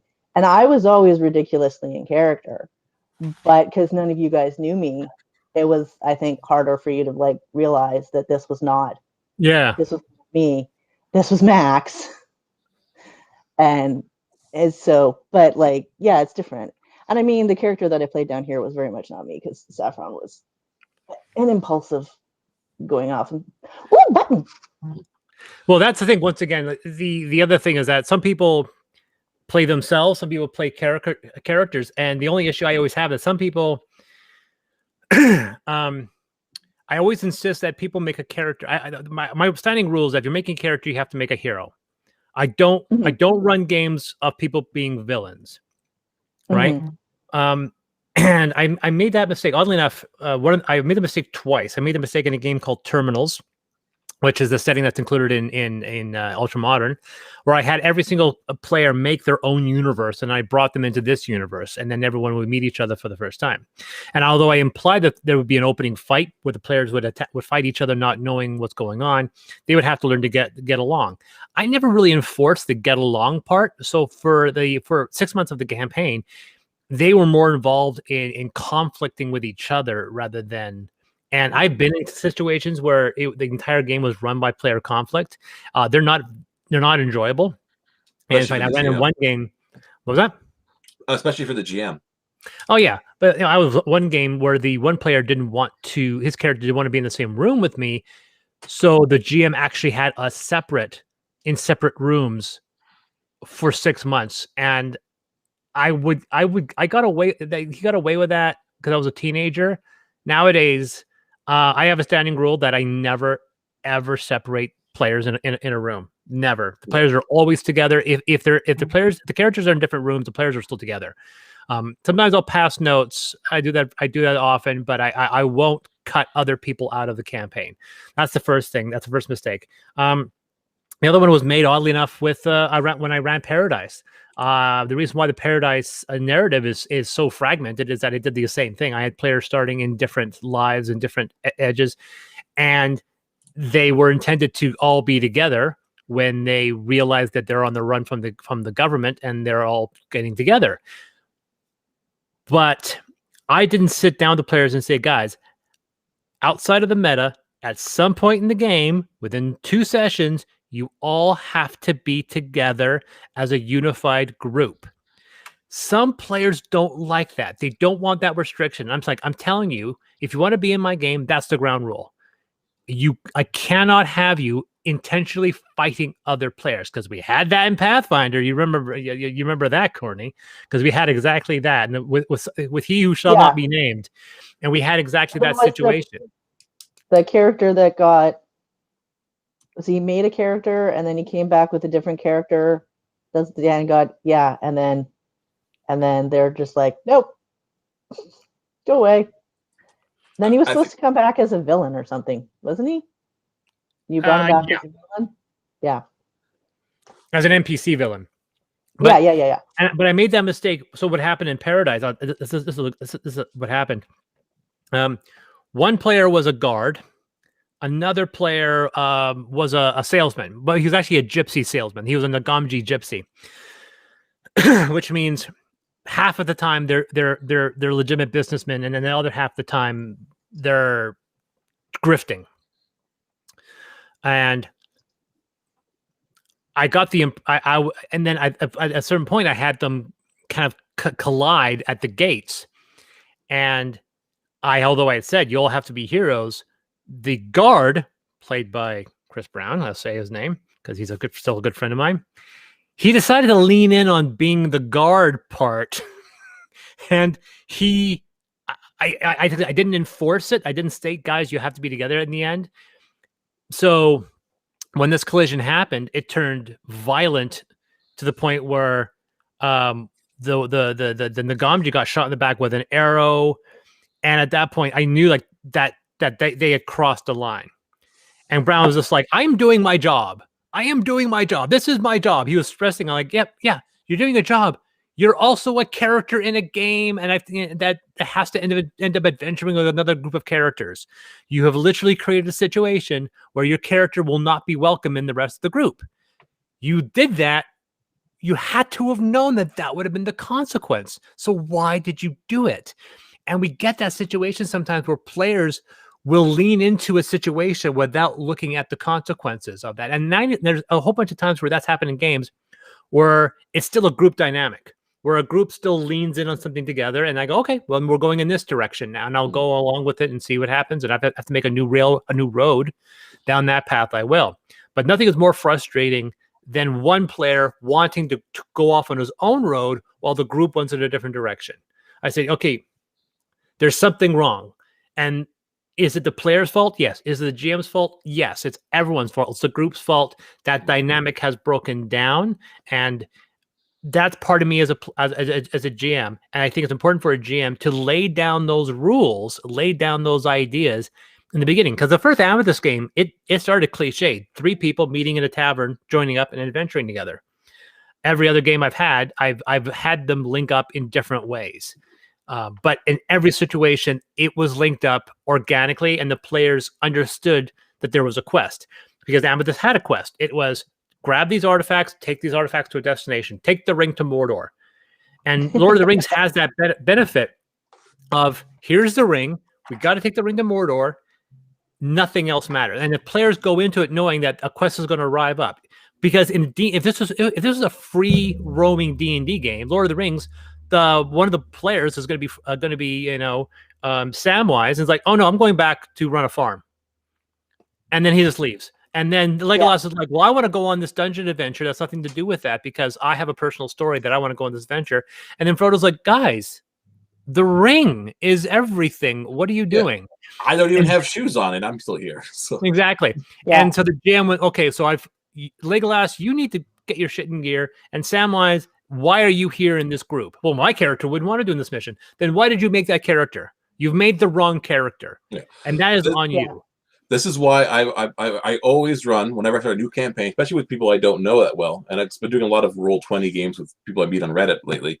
But I always do a session 0. Before we do anything, we're all going to hang out. We're all going to just have a conversation. We're going to roll characters together. I always have people roll 2 or 3 characters, so they have different ideas. And then people can kind of mesh. And you start to find players will like, oh, my character's from the same town, or I have the same backstory. Like maybe we're related, or maybe we're friends, and that's what we count. Oh, yeah. That's why I think session 0 is such a underused thing now, but it was a big part of like 2nd edition. It was actually in the rules to have a session 0. Like, I've been doing session 0s for 20 years. Yeah, I didn't do one for Pathfinder. Pathfinder was different though, Courtney, because the session 0 didn't involve anybody.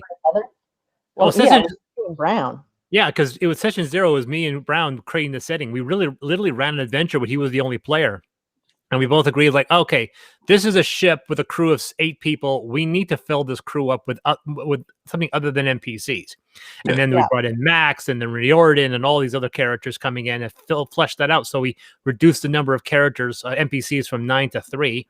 And we went on accordingly, and it worked. But we literally had to create that open call. And then when we sat down, and it was you, it was Trish, it was James, it was Chris, and it was me. And then eventually down the road, we brought in Darren, and then Chris Bradley joined up. No, I think Bradley joined before Darren, because there was that period of however many months that it was me and you and Bradley. It was just the 4 of us. Yeah, you're right. Bradley did join up before Darren did, but that ended up being, because the funny thing is that we would eventually get Courtney and then lose Courtney and then Trish would eventually leave, and so it ended up being the core group was Chris, Bradley, and you. Yeah, Chris, Bradley, Brown, Bradley, and you. Ended up being that core group. People would come, people would go, but we'd have that core group. Amethyst was the same way. That's why if you read the Amethyst book, Misha, Aiden are based off of real players, but Mahan Varkhan is actually based off of 2 people that kept on moving in and out of the game. Right? And also, thankfully, with Amethyst, we had characters that joined up at the beginning and never left. Some games, you're moving players in and out so often, the players that begin aren't the players that end. Like Conan Veach, who created a character of Uriel, who gets introduced in the 2nd book. His characters, they were day 1 to the end day for all the remaining campaigns, right? But even Chris Brown, who created Aiden, he drops off for a bit, which is the reason why in the books his character separates from the rest of the group for 6 months, because the player went down to Texada for 6 months. So a lot of that got played into the narrative of the book, and it ended up working well, which is the reason why I kept it in the official novel. But that's the other unfortunate issue is loyalty, and having games fragment is something that unfortunately does happen, and for me, it's very, very frustrating. But if you get people invested in that story and you keep that narrative focus, you have a much better chance of keeping players. If you have a campaign that goes nowhere, there's a much higher chance that people will just kind of walk away. Yeah, or get them invested in their characters, because I know, like, for me, that's a thing that, like, the other game that you and I were in, that they're not speaking, the Mechton game, I didn't leave that game because I wasn't going to leave my PC in to be controlled by somebody else. Yeah. So that was the game where, once again, you have a situation where, and this is something, once again, a fault of me. You have a group of players that were able to create their characters in a vacuum without being given a definitive objective that the group had to focus on. And then as a result, you created a conflict, an environment where the players were conflicting, and it resulted in me having to be getting kicked out of that group. And that's that fault. There was also a lot of mitigating circumstances in that as well, which we won't get into. Personal politics, two players hooking up, and that everything that could go wrong in a game happened on that one, because all the cliches, players hooking up, jealousy, all of that was involved. And there's an age factor, and there's a lot of other factors, but it's like you have to being young and stupid was certainly a factor, I'll tell you that. You have to deliberately, as a player and as a GM and as decide that you're going to go into the story. Like, I'm playing, my other screen here is Discord, and I'm doing a mage game. That's just an online mage game that I started like 2 months ago. And my character is now interacted with almost everybody in the game, despite being brand new. And you have to, like, put yourself out there and decide that you're going to connect with the other characters. Otherwise, stuff doesn't happen. You have to sometimes come up with a semi-metagame reason why I would go here. Like the character I play when I moved down here, Saffron. She was a chaotic neutral halfling bard of Ali Damara. She was going around looking for somebody's story to tell. We ended up, first session, we were on a boat. We were all kidnapped on a boat, and then we got off and we had to go through immigration because the guy who was running it was an immigration lawyer, so it was kind of funny.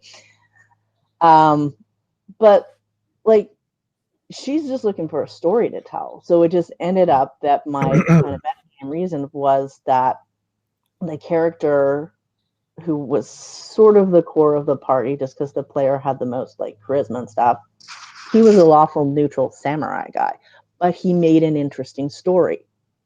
So she's a bard looking for a story to write. So even though that creates a dynamic. Yeah. Even though he's not necessarily. It's hilarious how many times players create characters, and okay, guys, now you've created your characters. Why are you together? And some players are like, oh, well, we want to adventure together because, like, you can't think of a reason. Like, it has to be a reason. Amethyst had the distinction of having the quest, take the ring to Mordor, so to speak. The second game was different because I did something that was similar to what we did with Affinity, where every player made two characters. One was a sci-fi character, one was a fantasy character, and both these storylines occurred at the same time, and you would alternate weeks. And the players in the sci-fi setting, they had the objective. They knew exactly what they had to do. And the characters in the fantasy one, they were together because they knew each other, so they had a more of a standard fantasy adventure trope, which eventually turned into them owning their own kingdom and having a bunch of adventures going off where it was like, well, we actually own a kingdom. Now we have to deal with the politics of running a kingdom. And that ended up being fun on its own. The third one was interesting because the MacGuffin, the ring to Mordor, the ring, was one of the players. Right, Conan played the ring. So the entire campaign revolved around one of the player characters. And that was a very interesting dynamic because obviously it made him front and center, so he felt good about that. But it meant like everyone corralled around that central quest. And so when I have a thing together, I go, okay, guys, when you get together, you can have these characters, but at some point you have to write your characters in such a way that there's a reason for you to be together other than we want to get money. Because I know when Brown made Aiden originally, he made him as a crafter. He wanted to sit there and make magic items because he wanted to do a dungeon adventure. He's mocked me many times the fact that he would like to play Dungeons and Dragons, and yet I never run Dungeons and Dragons. I run prairies and robots or what have you because I don't do dungeons. And the irony was that I have run dungeons in that game, and whenever I run a dungeon, the rest of the group was like, "Is this another dungeon? Can we just do the narrative and just play the narrative and not get sidelined for 6 weeks doing a dungeon?" And that's what Brown wanted. And Brown also wanted to take months on end creating magic items, because creating magic items 3.5 is something you can do, but it takes a long time. The group will look at him going, "Dude, we have the ring. Take it to Mordor. We're not going on vacation. We're not stopping. This is a narrative of moving." And he knew that. He had one of the rings in his possession at the beginning of the game, and yet the player still made a character that was not compatible with the campaign or the rest of the group. And eventually I allowed him to retool his character into something that was more of a combat caster. But that player still went into this campaign with a completely different mentality than what was presented in the game. So going into Affinity, I'll say the fact that, and this is the part that's going to make things even more annoying, there's 3 different setups. Paradise, its setup is you guys are all in different facets of the world, right? Some of you are within the court, some of you are on the street, some of you, they're all from different walks of life. And you all get forced together because of external circumstances partially out of your control. Once you guys have to understand that at some point, you are going to have to be a group that's going to get along in some capacity. So that is the thing. And so you're together out of necessity, because it's not like we have a quest. It's like we literally all got pushed into a single circle, and we have to now get along because we can't exit that circle. Conestoga is there's this large mercenary group called the Proctors, memberships of tens of thousands, and there's a smaller group called the Staple Gunners, and you're all members of this group, and you are doing different missions, and then you all meet up and realize your missions are all related, and then you realize there's a quest. And in Taurus, you guys have already been established as the crew of a train. Now, Taurus is a steampunk with these massive train tracks.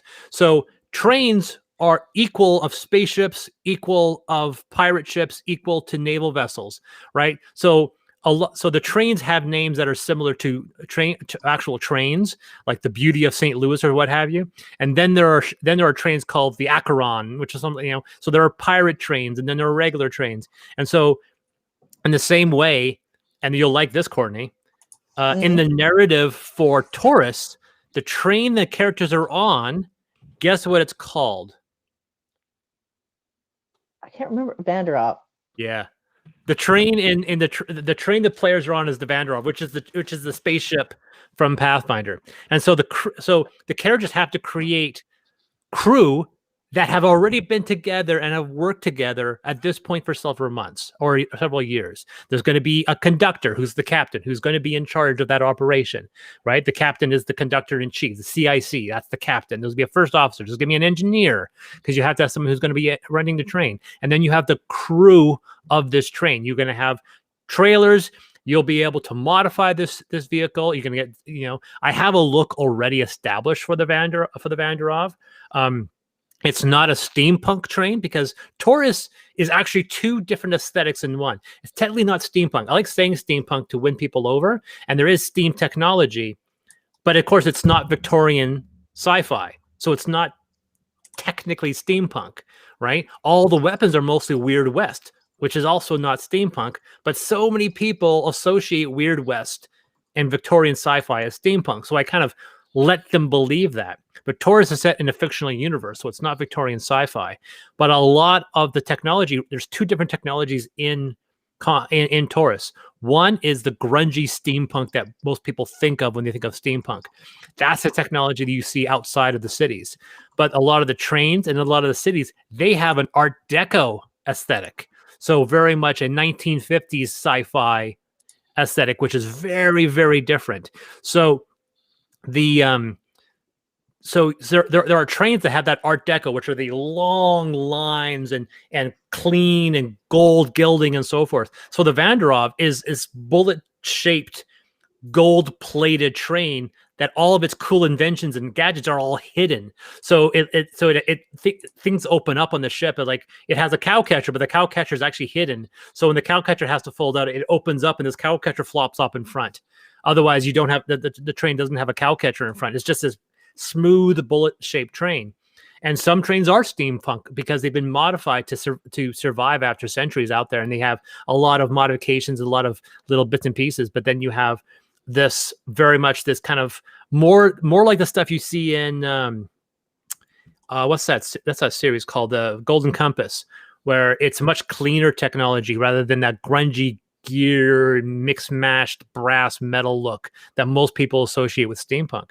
But those are three different player dynamics. So Courtney, previously we had we created characters where people were making characters in the settings, and the idea that they're creating three characters in three different settings. Mm-hmm. And then we would alternate between, we would run a couple sessions for Paradise, a couple sessions for Conestoga, a couple sessions of Taurus, effectively playing the same characters, but with slightly different personalities, different classes, but the same stat line, same name. And they would pick up clues how these games are related in some way.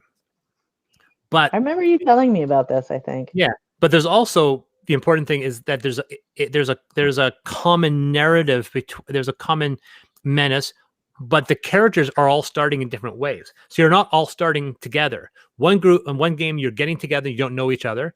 The second one you guys know of each other but don't adventure together. And the third one you've known each other for a long time and have formed a unit.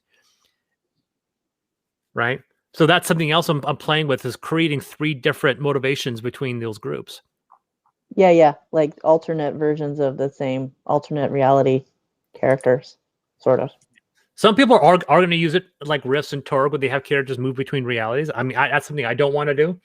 I like my idea better. But the reason why, William, why I'm so apprehensive was because I'm used to being able to weave that narrative, right? I'm used to having that combination. Like, you know, Courtney, I mean, you were playing with me when I was kind of learning my style, but I write notes. I very rarely write full scenes down unless I know exactly. But I'll also have anywhere from half a dozen to a dozen different music tracks I want to play. Sometimes I'll let a music play out and let you guys imagine what you're seeing.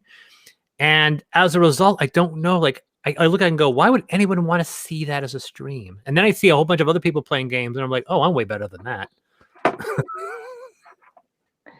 Oh, it's different. And people, I mean, some of them are. I mean, the only one I have really, well, I watched the College Humor one, and Dimension 20 is pretty fun. And I've watched the Critical Role, obviously. But I mean, they're like, people are like, oh, you can't, they for a living are actors, and they are doing that style, like you said, they're doing the improv style. Like, I mean, I'm very sure that Matt has a ton of notes and a ton of things, but they're not entire scenes because they'll go off and do a thing. They're like you're saying, you should. And when you're running, you know, when you're making a story, if you do the whole thing yourself, then all your players just feel railroaded. Yeah. And it's like, nobody wants that. Mark Meir runs at least a couple of games. He's running one right now, and he's fantastic. But it's still a similar situation where when you have voice actors, there's like they want to lean into that performance, and I'm used to players being characters, right? Whenever a player really leans into a caricature, it sometimes can be more distracting, and their desire to lean into that character results in sometimes unpredictable situations. So sometimes I say, you know what, I would much rather you play something closer to your own personality, because then you're also leaning into playing a civilized human being. The number of times players create characters that you realize your character's a psychopath, right? Your character isn't actually sane. And you guys talk about for me, the most realistic depiction of actual gaming is Harmon Quest. And I think Spencer Crittenden, who's the GM, is the most believable GM out there, because you can see his frustration when shit goes sideways. And even though there's a lot of things that it's still improv comedy, There's still improv comedy. There's very little dice rolling. The GM does all the rolling.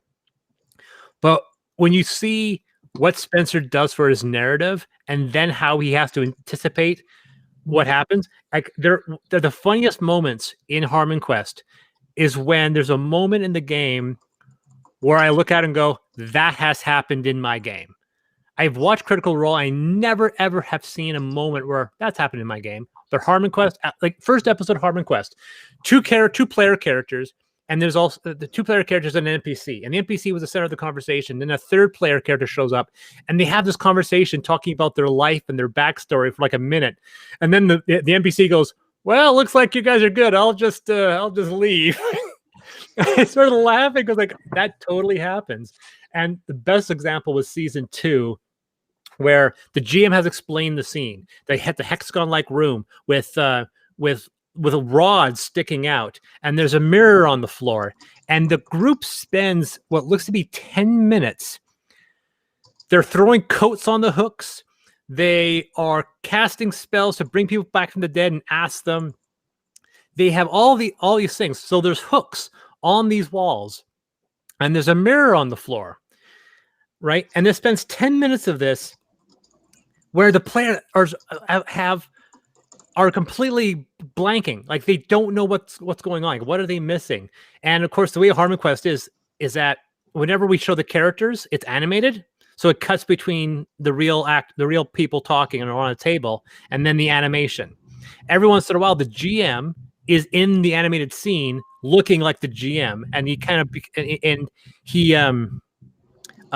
breaks the fourth wall. So there's a point where you have the scene, the players are in there, and the GM steps into the scene and goes, and there's a mirror on the floor. I burst out laughing because it's such a clearly thing where the solution to a puzzle is right there, and the players run around. Like, oh, does this stuff in brackets mean anything? No. Yeah, you saw that. That's something for Pathfinder, where I literally had the clues. And Brown goes, that's not important. And we spend an hour running around. And I should have just said, make an intelligence check. Okay, Courtney, you pass. That's not stupid. Look into that a bit more. But I stuck to my guns and wanted the players to figure it out on themselves. And of course, the funny thing with Harmon Quest is the solution was you are. Yeah, the solution is to pick up the mirror and put it on one of these hooks, but no one thought that. Everyone thought the floor was the mirror. They didn't say he said there was a mirror on the floor. They thought the floor was the mirror. And even though the animation shows the mirror on the floor, everyone got the wrong impression. That's the other thing that as a GM, I'm making a point to try to stress. If you're smarter than your character, some players don't like being told that. Some people are like, your character feels this. My character wouldn't feel that. Well, your character's smarter than you, so he's thinking this. Yeah. Right.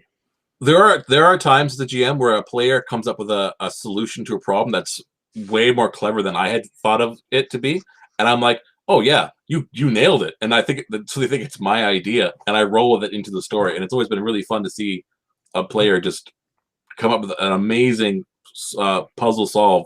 So I just have to give them the credit for it. Like, I have to be like, that's going to work. Oh yeah, I encourage that kind of creative thinking. I absolutely reward that. However, it's even better where you create a situation, and this is so true. I don't know why. Players want to upend their GM.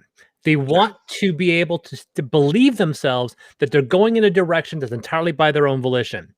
And part of the lie, part of the act a GM does, is to make players think they have original thought and they have their own ideas, when in fact you don't. And I've done this numerous times. I've even to the point where I have faked tearing a page up and going and writing notes frantically to give the players the impression that they are going off in a new direction. They feel their eyes open up. They start to glow. They get so happy, even though I am completely bullshitting them. They are doing exactly what I thought they were going to do. And then weeks later, I told them, no, I knew exactly we were going to do that. And you see a part of them sink. Like, oh, we thought we were doing something original. I go, why do you get pleasure in trying to break the narrative? Because they don't want to think they're being railroaded. So you create a situation. Yeah, because they don't like being railroaded, because it's everybody's narrative. I've done that a couple times. Go, well, this I mean, I had a World of Darkness game, and I mean, it was, again, amateur theater people good at improv, right, making the stuff up. He was expecting us to go into this scenario. A bunch of people had summoned demons, and they were all possessed, and just go in and kill them all. And we all had some kind of weird powers that were not very defined. But people were going around with glowing red eyes. So I said to him, I'm going to push the red eyes out of the person. And he's like, okay, roll whatever it was. It was World of Darkness, so a bunch of D10s. And a lot of D10s. I got how many of your successes? He's like, okay, you do that. Then the other players are listening to me, and they're like, oh, okay, we'll try that. So in the end, we ended up saving all the people. And he's like, oh, I expected you guys to kill them all. And then the other one we were going to hell on this like get to level 20 quest. And we went to a tavern, and my bard had this, I think it was a longsword that her like ex-boyfriend had made for somebody else but gave to her, and it had magic power. It was like a +5 sword because it had a bunch of stuff. And the devil that owned the tavern is like, oh, I want that thing, in order to give you the information to get to where you need to go. I want your super uber magical item. And in her head, it's a really sad thing. So she thought he wanted something sad. Well, level 18, I think it's 3.5, before I roll dice or perform checks 26 or something ridiculous. You impress the gods at 40. So, so she sings a very sad song, and the devil's like, oh, forget that. I want you. Chaotic neutral, which I played for her as impulsive, right? Not like mean or evil or whatever. She was just very impulsive. And she's like, yeah, sure. The DM literally spent like 10 minutes at least trying to talk me out of it. And I'm like, no, she would do this. I'm like, I know there's a loophole. I'm not dumb. It's a deal with the devil. I know there's going to be a consequence. That's fine. She knows there's going to be a consequence. She's not, she's 14 or 15 in. I mean, not mega smart, but smart enough to know that. I'm like, that's fine. So then they ended up getting information that they weren't supposed to get because nobody was supposed to be willing to give the uber powerful magical item to this guy. Which sucked for me because it meant I didn't get to do the rest of the campaign because the catch in the deal was that I got stuck in this tavern performing for that would be a situation where if there's two options and one of them results in the complete derailing of the campaign, I would not give that second option. Once again, I also create the motivation for players that they want to stay on the quest. Like, so for all three of the Amethyst campaigns, the players were always free to go where they want, and they always chose the paved road. Someone goes like, well, I don't have to take the paved road. I can just go off the road and go off in your direction. I said, yeah, you can. But they're like, but I want to go on the paved road. I go, yeah, because you created a situation. I created a situation. You've created your character that you're motivated to go on the paved road.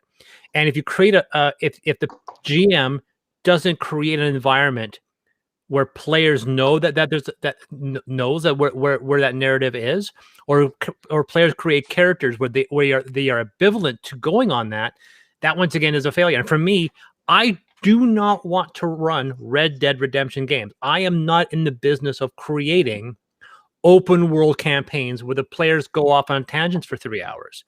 I was lucky that my group in Amethyst were all united into the point where they were like, where if we were going off tangents, the group would go, hey, let's get back on track. And so if there was one player that was going off in the direction, they would drag that player back into the narrative, right? And we were kept in line. But the issue, of course, is that when one player pulls the group out of line or the whole group goes off in a direction, and you realize, okay, where did I fail in that situation? Where can I get these people back on? And that I want to make sure I set those rules ahead of time. So with Affinity, for running that game, there's going to be a situation where if a player goes, well, I don't want to create a character that's like that, and I come say, then you're making the wrong character and you have the wrong GM, because that's the game I'm presenting. And that was my worry when I go to do something that's a live streaming. People are looking at this and going, where are these people going? Like, it feels like you're railroading them. I go, I'm not railroading them. This is the narrative. This is the story. People want Red Dead Redemption. I present them with Mass Effect. Because that's what I do. I present a Mass Effect. It's a pool. It's a deep pool. It's not a shallow ocean. It's a deep pool. The illusion is important, though. You need to have the illusion of complete sandboxing. Like, yeah. I always, my philosophy is that the only sandbox I really give the players, like the real sandbox, is what they do with their character within my narrative. Yeah. So if you decide that you want to like do something like crazy with character, all these things, like, as long as it doesn't derail everyone else's enjoyment, that's the sandbox, is what you do with your own personal character. That is, you're the actor, you play it out, you write your own lines. That's what I think. But I've done a sandbox once, a true open world sandbox, and it only worked because I had a friend, a really good DM, who used to work at. You probably actually bought stuff off of my dad's store, Chris. He was one of those, Tony, but he used to set it up so there was a candle, and so you could do whatever you wanted. But the world ends when this candle runs out, and there'd be a candle in real life that he would light on fire, and while we're playing, it would slowly melt. So we knew that the world was ending. So we can go do whatever we wanted, but if we get off track, this candle continues to melt, and the campaign ends because we failed. And so it really, as like it was a really nice like narrative thing to keep my eye on. To like, we need to keep going because there is an actual finite time limit to our time, and it was fun. I wouldn't want to run a campaign that way ever again, but it definitely kept an open world sandbox being like, we need to focus on the narrative. We need to actually solve this problem. However we do, it's up to us, but we need to, because there is a finite amount of time, and we are watching the world tick away. Yeah. Well, that's why stuff like Dread is like works so well, because you have a physical embodiment of what is happening right in front of you. Like I've only played it once. I played it at a Godicon in Victoria when it was still going on. And like at the beginning of the game, you're just sitting there, and then by hour 2 or hour 3, we're all sitting a foot back from the table, lest we accidentally bump the table. Right? I've had real time events in my games. I don't usually do them because time works differently in game and out game. So sometimes real time doesn't really work unless you're in a situation. So because I've had climactic scenes run off of real time, and they generally don't always work. But at the end of the day, that's the thing, is that I have a story that wants to get played. Like, so in Mass Effect, people like, oh, Mass Effect, Mass Effect is not an open world, but people feel that they have a lot of choice, right? But in the end is still going to be at this one single point. At the end, you're going to fight a Reaper at the end of the story. And some people look at that and go, I want to be able to have the choice of not fighting the Reaper. I go, well, then you're playing the wrong game. And that's been my situation. That's why I say I present myself a lot like Mass Effect, which means there are tons of things you want to do. But at the end of the day, you know where you have to go. You have to take the ring to Mordor, right? And you have to know that that's the impetus. So somebody goes like, I want to stay and get settled in and raise a family. And you're like, okay. And then I look at that and go, why did you make a character that was going to do that? And some people say, like, I should be able to do what I want. I go, yeah, you can in somebody else's game. And I'm very direct and I'm very brutally honest for that. I say, if this is a team effort, I don't want to fight my players on how to tell a narrative. They're interacting in a cinematic experience. They have to be team players. They have to be part of that group, right? And I think players that go, well, this is what my character would do, I will look at it and go, yes, you're a player making a character, but you're also part of a group. And I sometimes have made comparisons to a cooperative board game. In a cooperative board game, everybody wins or everybody loses, right? And the GM is a player in that group. He's part of that. He or she's part of that equation, which means that the GM screws up, everybody loses. And if a player does something selfish or stupid, everybody loses. And I always try to impose that. Guys, at the end of the day, you're 5 people in a room. You will all lose together or you will win together, which means if a player wants to do something of sabotaging the group, you're not winning. Everybody's losing.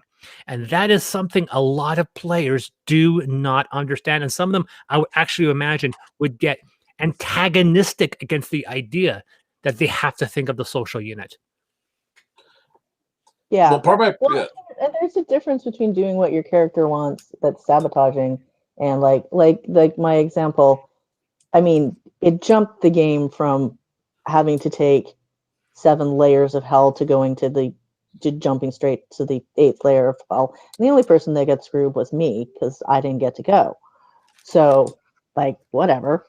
I made the choice. I can deal with the consequence, which is the other part of it. If you're going to make a choice for your character that's going to have a consequence, you have to be willing to live with that consequence in and out of character. Which is, I was going to say, which is why death is actually an important narrative choice. I know me and Chris disagree on characters dying, which is, we can go in that forever. I think that if a character makes a choice and it leads to death, that's their wonderful choice to make. But I'm not going to let it slow down the campaign. They could either roll a new character and we can introduce it in some interesting way, or if they unfortunately have passed away, to lead everyone else to keep going on in this narrative fashion. Yeah, and it's one thing to say, if you do this, you will probably die. You got to roll whatever your D100 and you have 5% chance of living or something. I've never had a character die from a roll. A character dies, they die cinematically. So if a character goes into a situation and they know they're going to die, they're going to die. They're going to know they're going to die way ahead of the situation. I have never, ever had a character roll a death save and then die permanently. Yeah, I don't mean that. I mean, it's like, I choose to jump. I choose to do this thing to save somebody, but, I may get pummeled full of arrows while I'm in the middle of doing this thing.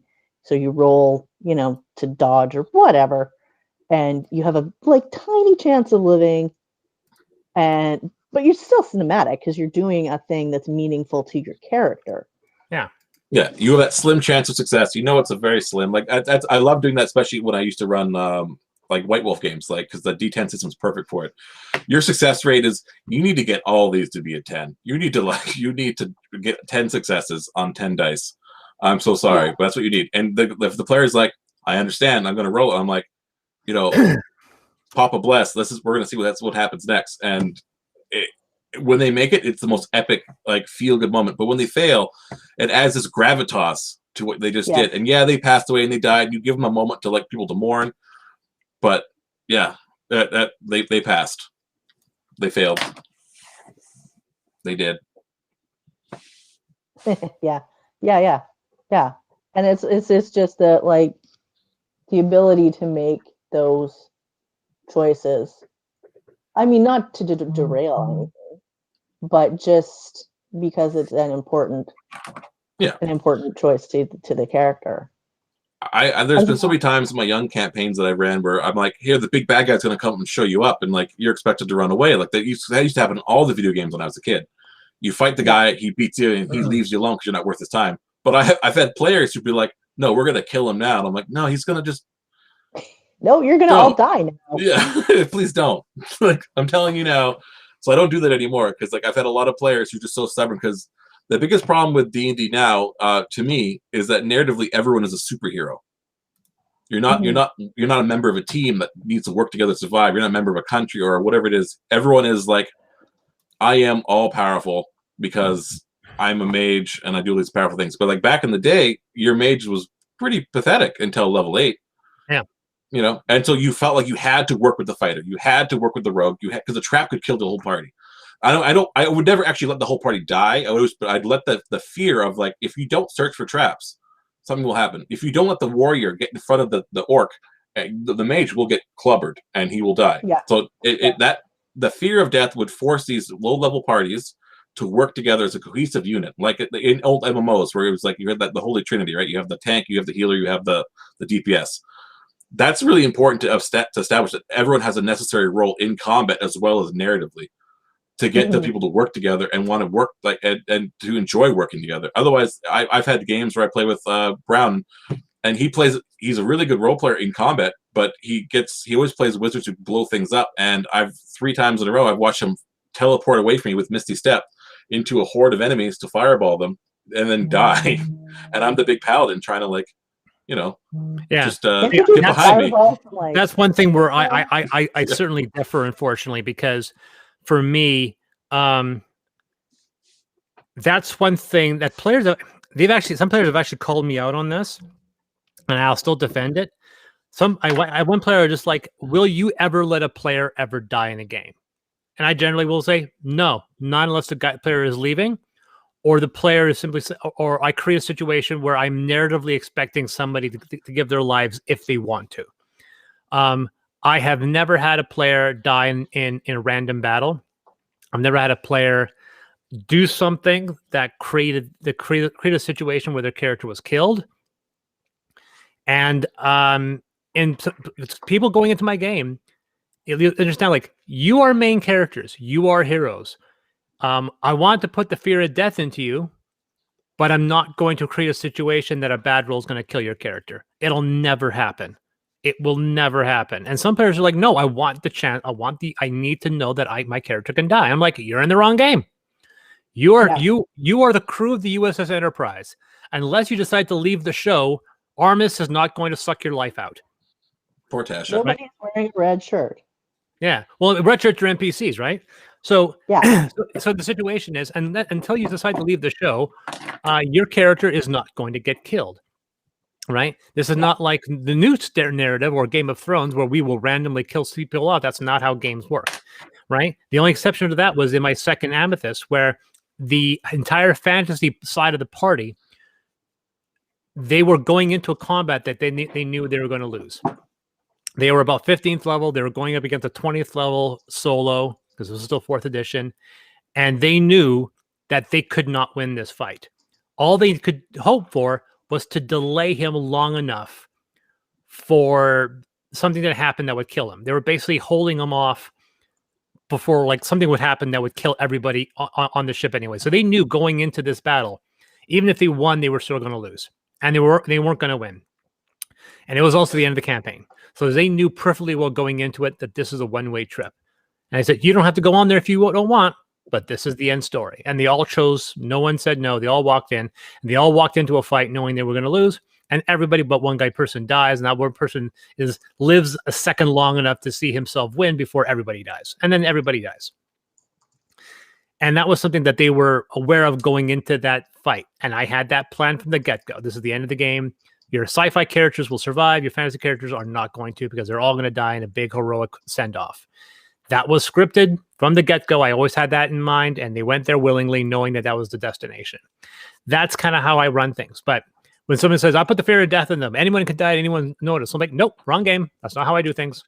I don't set it up so everyone can die at any moment. I set it up that if you make a decision, and I feel like if you teleport into a room full of orcs to fight them off as a mage at level 2 and you die, that I gave you the opportunity to not do that. And I also roll death saves behind the screen, which this is a big secret. I don't let players see I roll death saves. I very rarely let people die from death saves. Very, very rarely. Because you can resurrect and also forget. However, players make a decision that ultimately gets them killed in that sense, where they just, like I said, room full of orcs, you're going to get battered. You're a level 2 mage. You shouldn't have done that. To me, that's them making a choice to sacrifice themselves, whether they wanted to or not. They made the choice. They can always come back. Resurrection is very easy in D&D 5e compared to other editions. I've taken Amethyst doesn't have resurrection. I've taken Raised Dead or Resurrection almost every game I have. Revivify, which is a lovely spell, is the only thing I allow. So, but yeah, so no, for me, like I said, that's the thing, is that there is a fine line, and once again, this is partly on the players, is that you cannot play psychopaths. You can't be people looking for bloodlust. So unless you absolutely, truly believe that you can survive an encounter, don't go into a fight you think that you know you're going to lose unless you literally want your character to end the game. Because I've also put in rules of fact that, oh, by the way, if your character dies, you're out of the game. And that puts fear into them. They know the fact that they can't roll up a second character. Like, no, you're done. And then suddenly people are like, why don't I make another character? Well, don't do something stupid with this one that's going to cause them to die. Now, that's a false threat. I've never had a situation like that. But the only time I've had characters leave is when the players themselves have left. But that fear of death is very similar to what we were talking about earlier, where mine is based upon, like, you make stupid decisions, get stupid solutions. Yours is like, yours is the exact same, but yours is even more terrifying because you're out of the game entirely. So it's kind of it's a similar note. I don't ever want to kill a player. I actually actively, because I enjoy telling my stories, want them to live and succeed, because I want to live it out. But yeah, I have to let them have their small sandbox moments with their own player choices, like taking the deal with the devil, like you said. Yeah, it might be a player thing. It might be a player thing where players.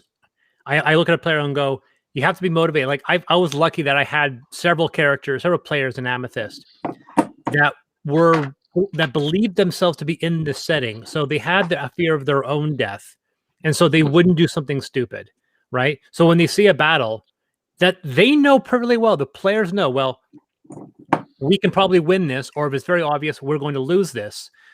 Any other character in a situation is like, well, I don't care. I'm going to go in and fight. And that's the power of the setting. Have players that have that brain. Now, here's the funny thing: is that people liked Conan, liked Brian, who I played with. They had that awareness. Grayson was like that as well. Brown is one of the few people that still lacks that ability to recognize when a situation requires him to look at it more realistically and not as a player in a video game where he has a battle he can win. I just did a video with a guy from How to D&D, where the entire subject is, should a GM create an encounter that the players can't win?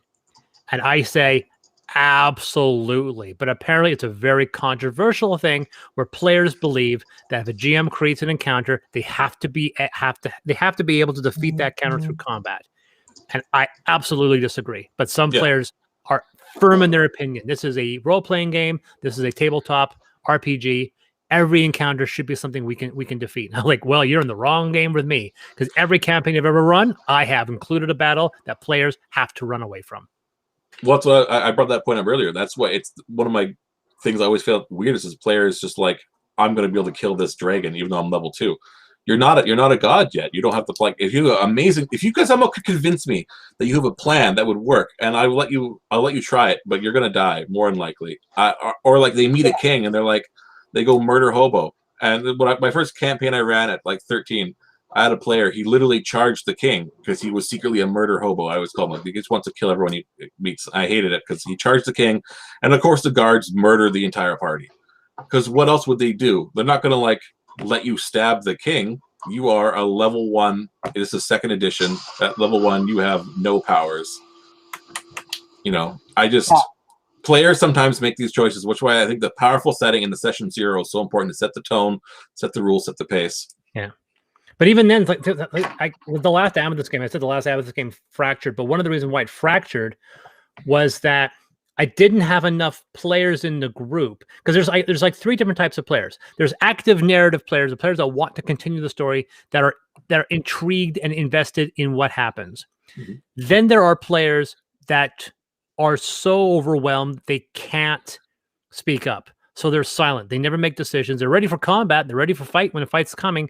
They're not necessarily hack and slashers, but they don't know how to act in a social situation in the game. Need a lot of prompt.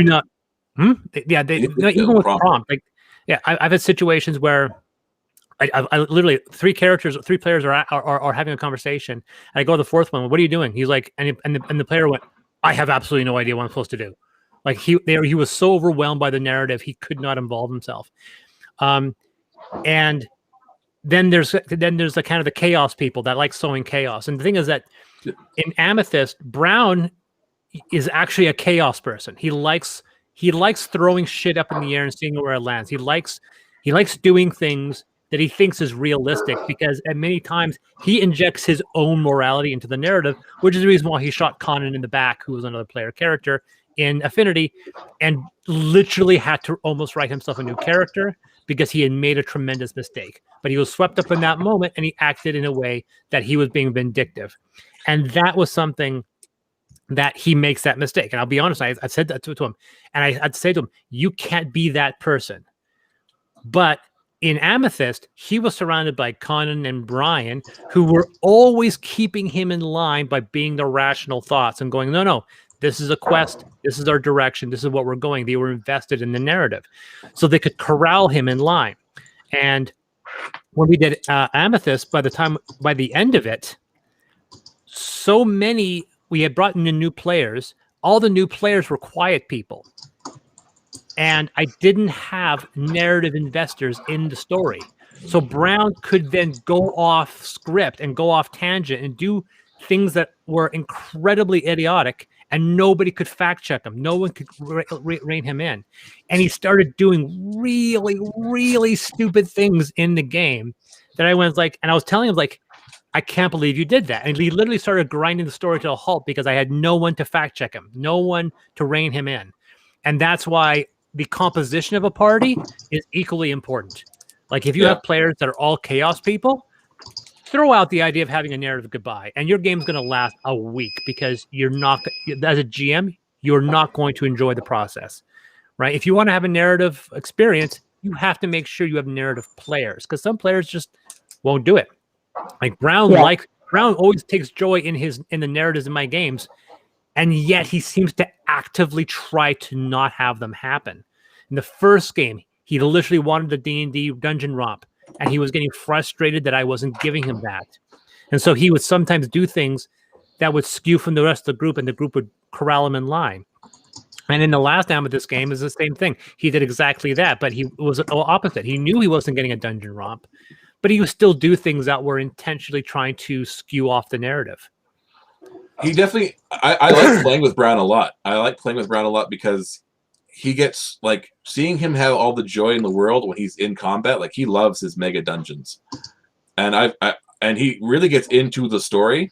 But he also is, I think he's a really good role player in the sense that maybe not a narrative player, but a really good role player, because he really does think, what would my character do? And unfortunately, his characters would always do things that are bad for the party. Yeah. But he is like, I always respect his role playing whenever I play with him, because I'm like, yeah, you're right. You would do that.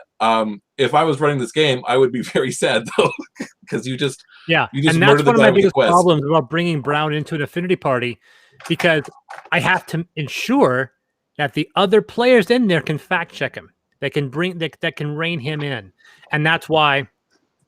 That's the other reason why I'm apprehensive about doing another game, is I don't want to get dragged into that situation where I suddenly realize that I have the wrong party, the group dynamic isn't gelling.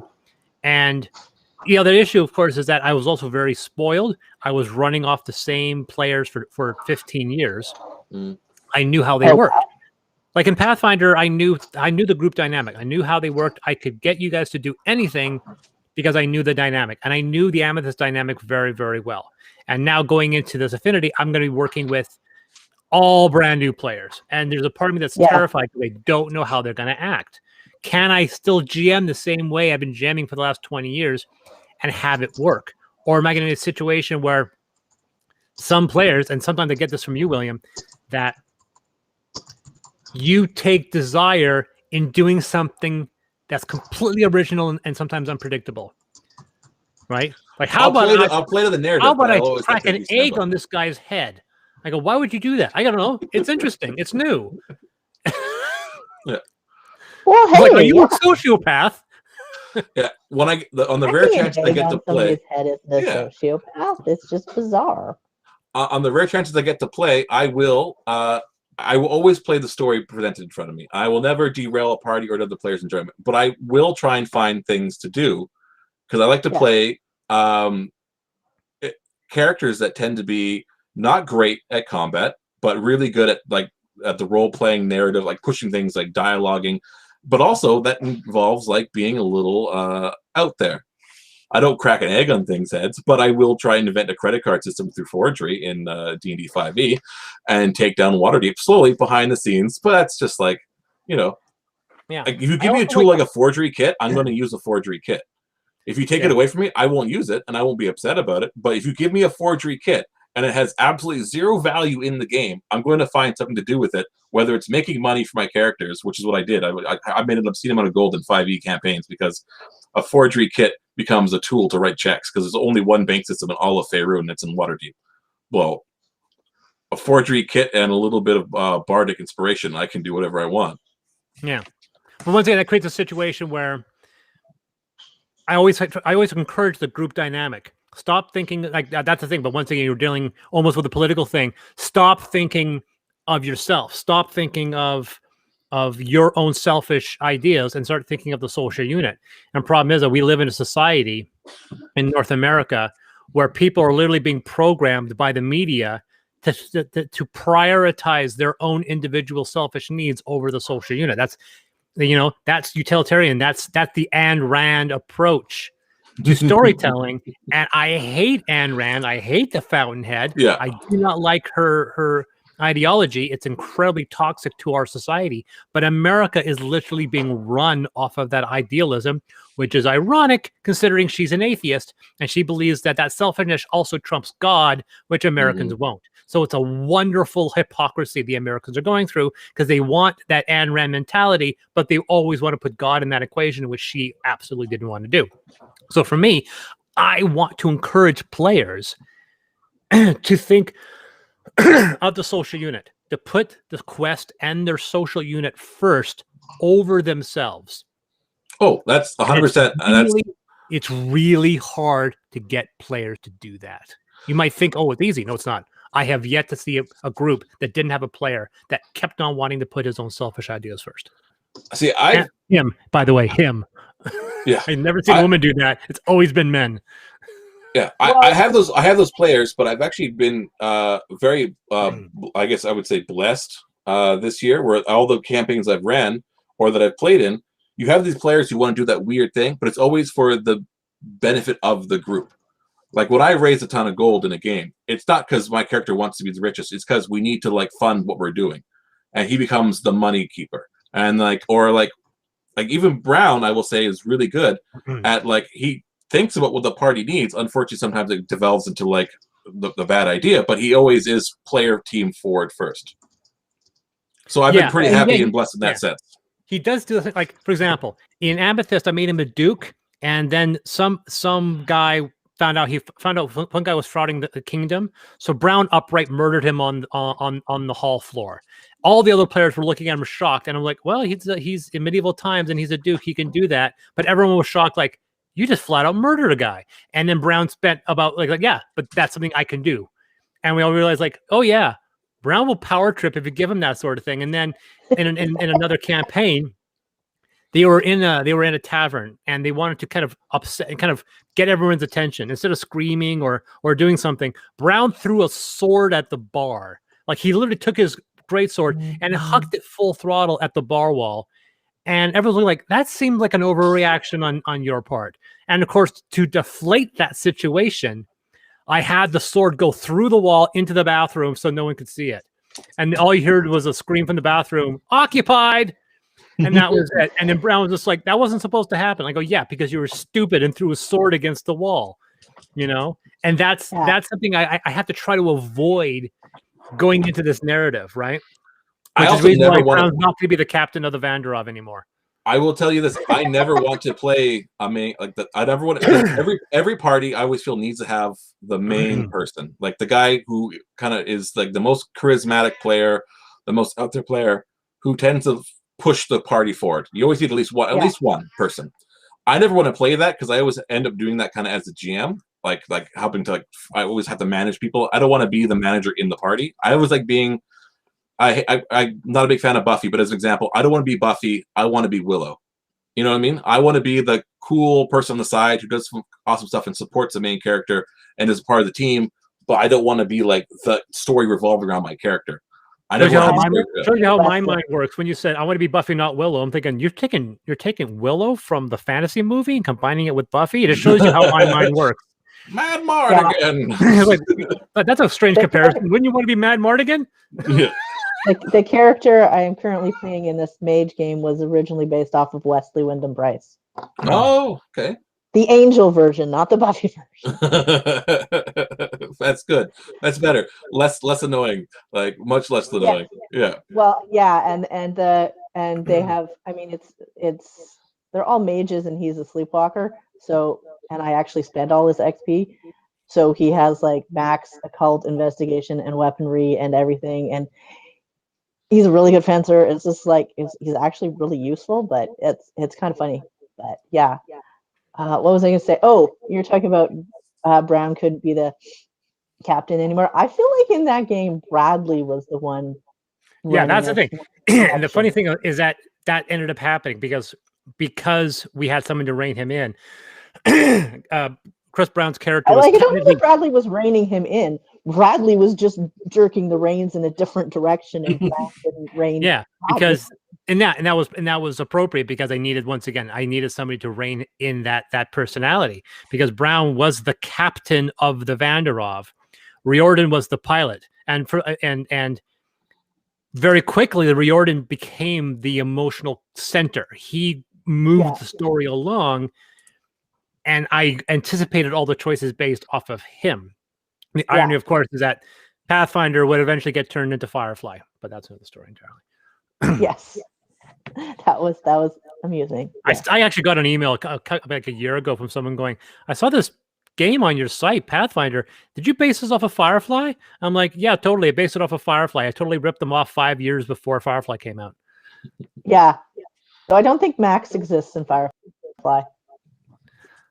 Remember their combinations, right? Like Wash and Jane is Riordan, right? Yeah, okay. And the captain is also a little bit of Wash's wife, right? The engineer was almost 100%. Max was, I would say, a little bit of Jane and a little bit of Shepherd Book. Like there wasn't one character that was 100%. Everyone was a slight amalgam. Like there was never but Wash and Jane merged together is Chris Bradley's character to a T, right? Yeah. So so there were little elements where characters were similar to it, in the same way that like your character, like taking out the prostitution was like that one prostitute character in Firefly whose name escapes me, and Shepherd Book emerged into one personality. This person that had another life, like because Max had a hidden life, so did Shepherd Book. Right? Yeah. So there, a lot of those characters in that game have parables in that story. Yeah, I guess so. I mean, it's not as direct of an overlap because he was more of the science, like I would think, like Simon, in the sense of the science and the crypt and stuff. Not that he was a doctor, but it was more of the thinking things. Yeah, so they weren't 100%. Even though he was only hired to cook. Yeah. Anyway, we're approaching 2.5 hours, so we should probably call it quits. It's cool. Like I said, I'm going to start working after I do all the mechanical stuff. Then I'll start working on the adventures because that could also help me tell my narratives a bit better. So yeah, that'll happen probably, I imagine, sometime in the summer. So, but thanks, guys. Oh, thanks for having us. And it was nice to meet you. Thank you. A new player with my old player. All right, guys, take care. Bye.